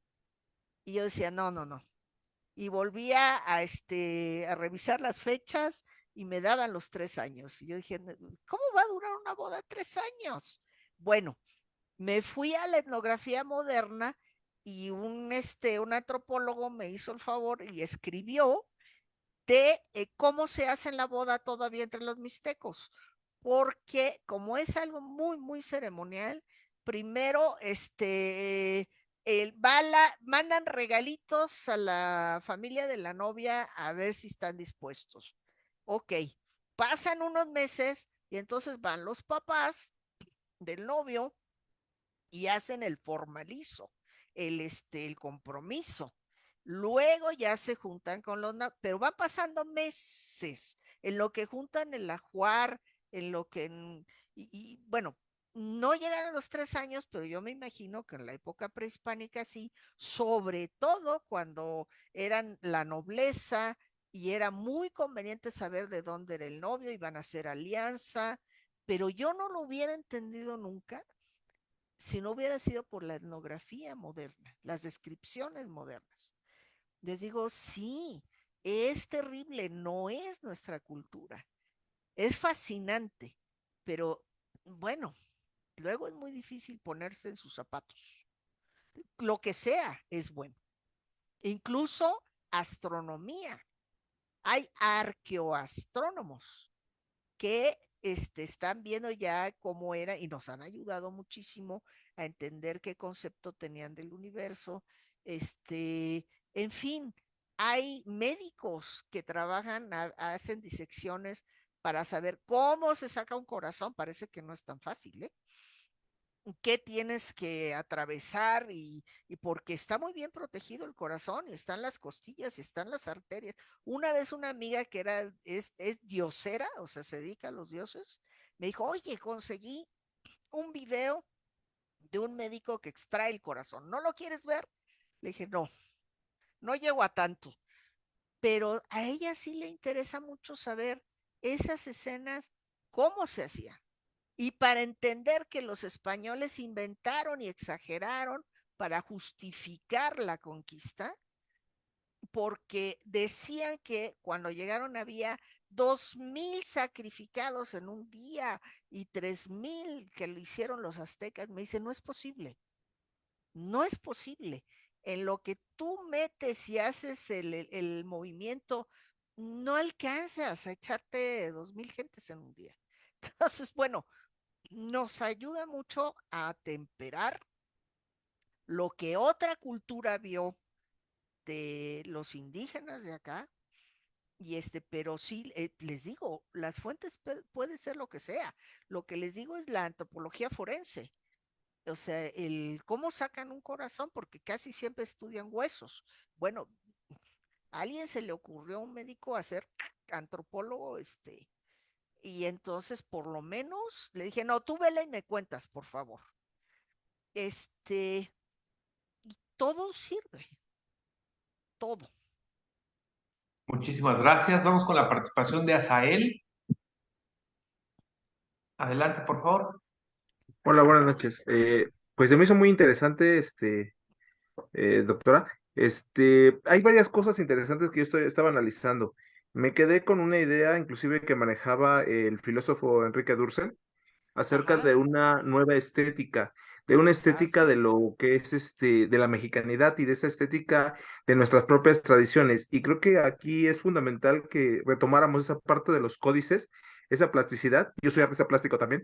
Ey, Entonces, esa plasticidad y ese lenguaje plástico que a final de cuentas nos está marcando toda esa parte del lenguaje que sí está, sí es visible. Creo que sí sería fundamental rescatarlo, porque a final de cuentas es una estética distinta a la estética eurocéntrica. Y sí, creo que es algo muy, muy rico. por Eso era lo que supuesto. quería comentar. Y te soy muy franca, a mí misma, y ya con tantos años de mover el abanico, me cuesta trabajo apreciarlo. Luego me pongo frente de la Coatlicue y digo, ay, Madre Santa. O sea, es una imagen muy impactante, ¿no? Entonces, tengo que saltar. Todavía hay cosas, los códices y todo. Ay, bueno, me encanta, pero sí hay que acostumbrarse y hacer el esfuerzo de decir, esto es otra visión, otro estilo, otra plástica que hay que apreciar. Lo africano, lo asiático, lo latinoamericano, lo indígena, es distinto. Pero sí eran muy impactantes, porque les digo que llevaban un mensaje político también, eran propagandas políticas para que lo vieras y dijeras, ay, mejor contra ellos no, ¿no? Muchas gracias. Ana Tayel, Adelante. un favor, discúlpeme, me tengo que retirar porque estoy en mi trabajo y pedí permiso para estar hasta las 11. Ok, te agradecemos Entonces, muchísimo, Ceci. Le ofrecemos una disculpa a nuestro hermano Jorge Huele porque ya no va no a alcanzar a o dímela escucharte. rápido, ¿Nos la dímela. aventamos? Nos la Sí, aventamos, dímela, entonces. Gracias. me da curiosidad. Nuestro respetable hermano Jorge Huele desde Ecuador. Adelante, por favor. Sí, muchísimas gracias, querida Ceci. Tu conferencia estupenda, tu guía Gracias. excelente desde Latinoamérica. Tres visiones prácticamente. México tiene unos imperios muy antiguos con Sí, toda su cultura. Está ahí en los monumentos, en sus esculturas y todo lo demás. sí, Es la mejor. Lamentablemente la hispanidad o los hispanos quisieron borrar y pretenden seguir borrando todavía esta sí, cultura. Y el sí, mexicano no puede olvidar sus orígenes. Son mucho más ancestrales de lo que tenemos en mente, comparado con Latinoamérica, ¿no es cierto? También los imperios incas y todo lo demás. Pero hay dos cosas que me parecen a mí estupendas, es decir, comparar con los jeroglíficos egipcios. sí. Desde el momento en que empiezan a descifrar los códices, ¿hay comparación con estas escrituras de egipcias? Digo, porque tienen, de la época romana, trataron de borrar la escritura egipcia, diciendo que es unas escrituras, ¿cómo se diría? No religiosas, sino profanas. Entonces, la misma condición en México con este tipo de escrituras y manifestaciones. Lo que me lleva a inducirse es que es lectura de los códices o interpretación de los códices. Las Mis dos inquietudes, que cosas. hermana. Sí, ok. Ujú. Por No, favor. claro que sí, es muy interesante, muchas gracias, pero además saben que es lo mismo en toda América. O sea, el bagaje cultural que tenemos atrás y que es difícil de aceptar. Una de las grandes problemáticas que tiene la antropología con lo que trabajamos es que, bueno, pues no, ¿es el otro o somos nosotros? ¿De veras, por ejemplo, todos los que estamos aquí, somos indígenas? No. ¿Somos españoles? Tampoco.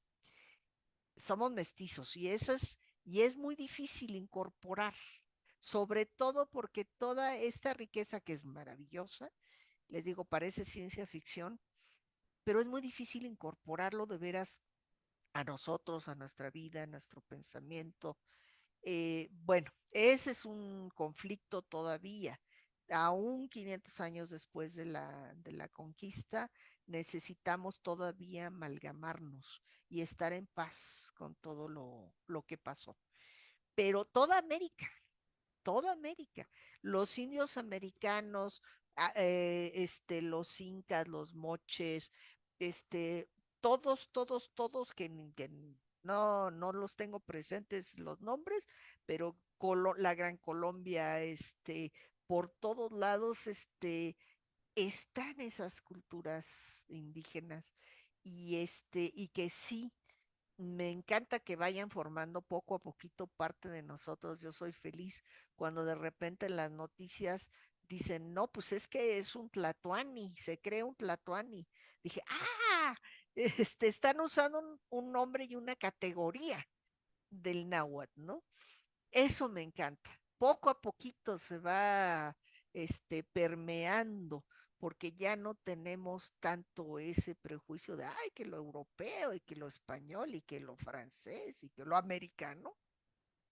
También, ni modo, es el imperio que nos toca en nuestra época, pero, ay, tenemos una fuerza atrás enorme, ¿no? Que ellos no tienen, porque los destruyeron.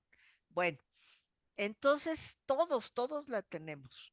Y bueno, entonces en todos lados de América, ahorita yo les comparto esto porque me toca a mí estudiarlo. Como yo creo que yo no lo elegí, sino me eligió a mí.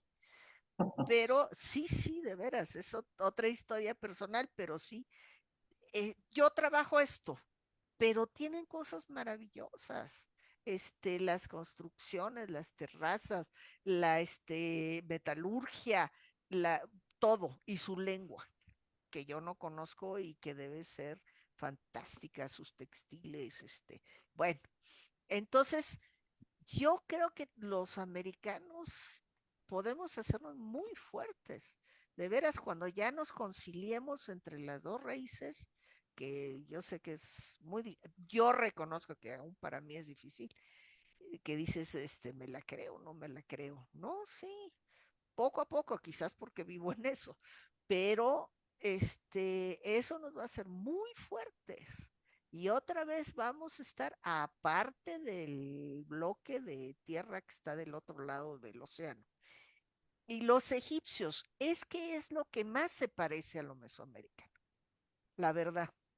Entre lo cuneiforme, el alfabeto, los ideogramas chinos, que son miles, es lo que más se parece. Incluso yo leo sobre los descubrimientos que van haciendo los estudiosos de los egiptólogos, porque me dan ideas también. O sea, veo que hay paralelismos y de cómo resuelven, y eso tiene que ver con que son sistemas, aunque tienen estilos distintos, son sistemas pictográficos, son imágenes.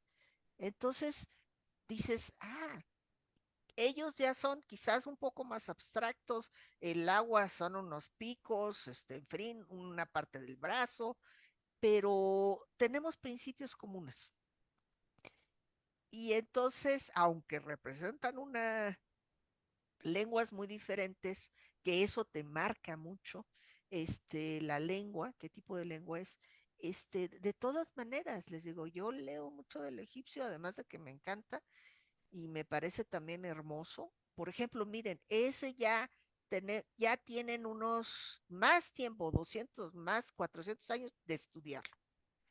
Entonces ya lo tenemos incorporado. Hubo boom sobre lo egipcio y entonces eso nos hace aceptarlo primero y apreciarlo. Entonces, sí, claro, me encanta y yo lo menciono, estoy viendo un ojo de Horus, me parece aquí, y es hermoso, pero yo estoy seguro que cuando llegó Napoleón en 1803, algo así, se ha quedado así de, ¿qué es esto? No podría decir, ay, qué bonito. No creo que le haya salido, porque el contraste era no el arte griego y el hiperrealismo, el realismo. Bueno, aquí no se trataba de eso, eran mucho más conceptuales. Pero sí me sirve mucho. Sí tiene paralelismos. Pues muchísimas gracias, Ceci. No quiero ya abusar más de lo que ya abusamos. Te agradezco muchísimo. Seguramente En otra ocasión te voy a pedir que nos regales más de este vasto conocimiento que tienes. Somos un foro ávido de conocimiento, como lo observas, y agradecemos muchísimo que nos puedas compartir esta y en futuro otras charlas. Voy a hacerte llegar este documento a la brevedad. Ay, qué hermoso. Centro de Muchas Estudios gracias. Masónicos Internacionales, CEMI, otorga el presente reconocimiento a la doctora Cecilia Isabel Rosel Gutiérrez por haber dictado la conferencia número 407, Desciframiento de Códices, el 11 de noviembre de 2023, era vulgar, democratizando el conocimiento. Nuestro respetable hermano secretario ejecutivo Daniel Vega García y su servidor Antonio Natayel Montejano Arauz. Pues muchísimas gracias, Ceci. Nada más acláreme una duda. ¿Qué quiere decir sí. la G, la letra G, en medio de la escuadra y el compás? Tiene muchas interpretaciones, pero la más cotidiana significa gran arquitecto del universo, es decir, una causa primera, como un principio originador. No, claro. Le puedes poner tú el nombre que quieras, pero es el objetivo de ese ideograma. Ok, y le comenté a Natayel que su logo está dentro de una serpiente de fuego. Sí lo sabes, ¿verdad? Ahí está. Ok, hermoso, hermoso. Y me quedé así, dije, carambas, eso está en el calendario azteca. Así Entonces, es. bueno, está hermoso.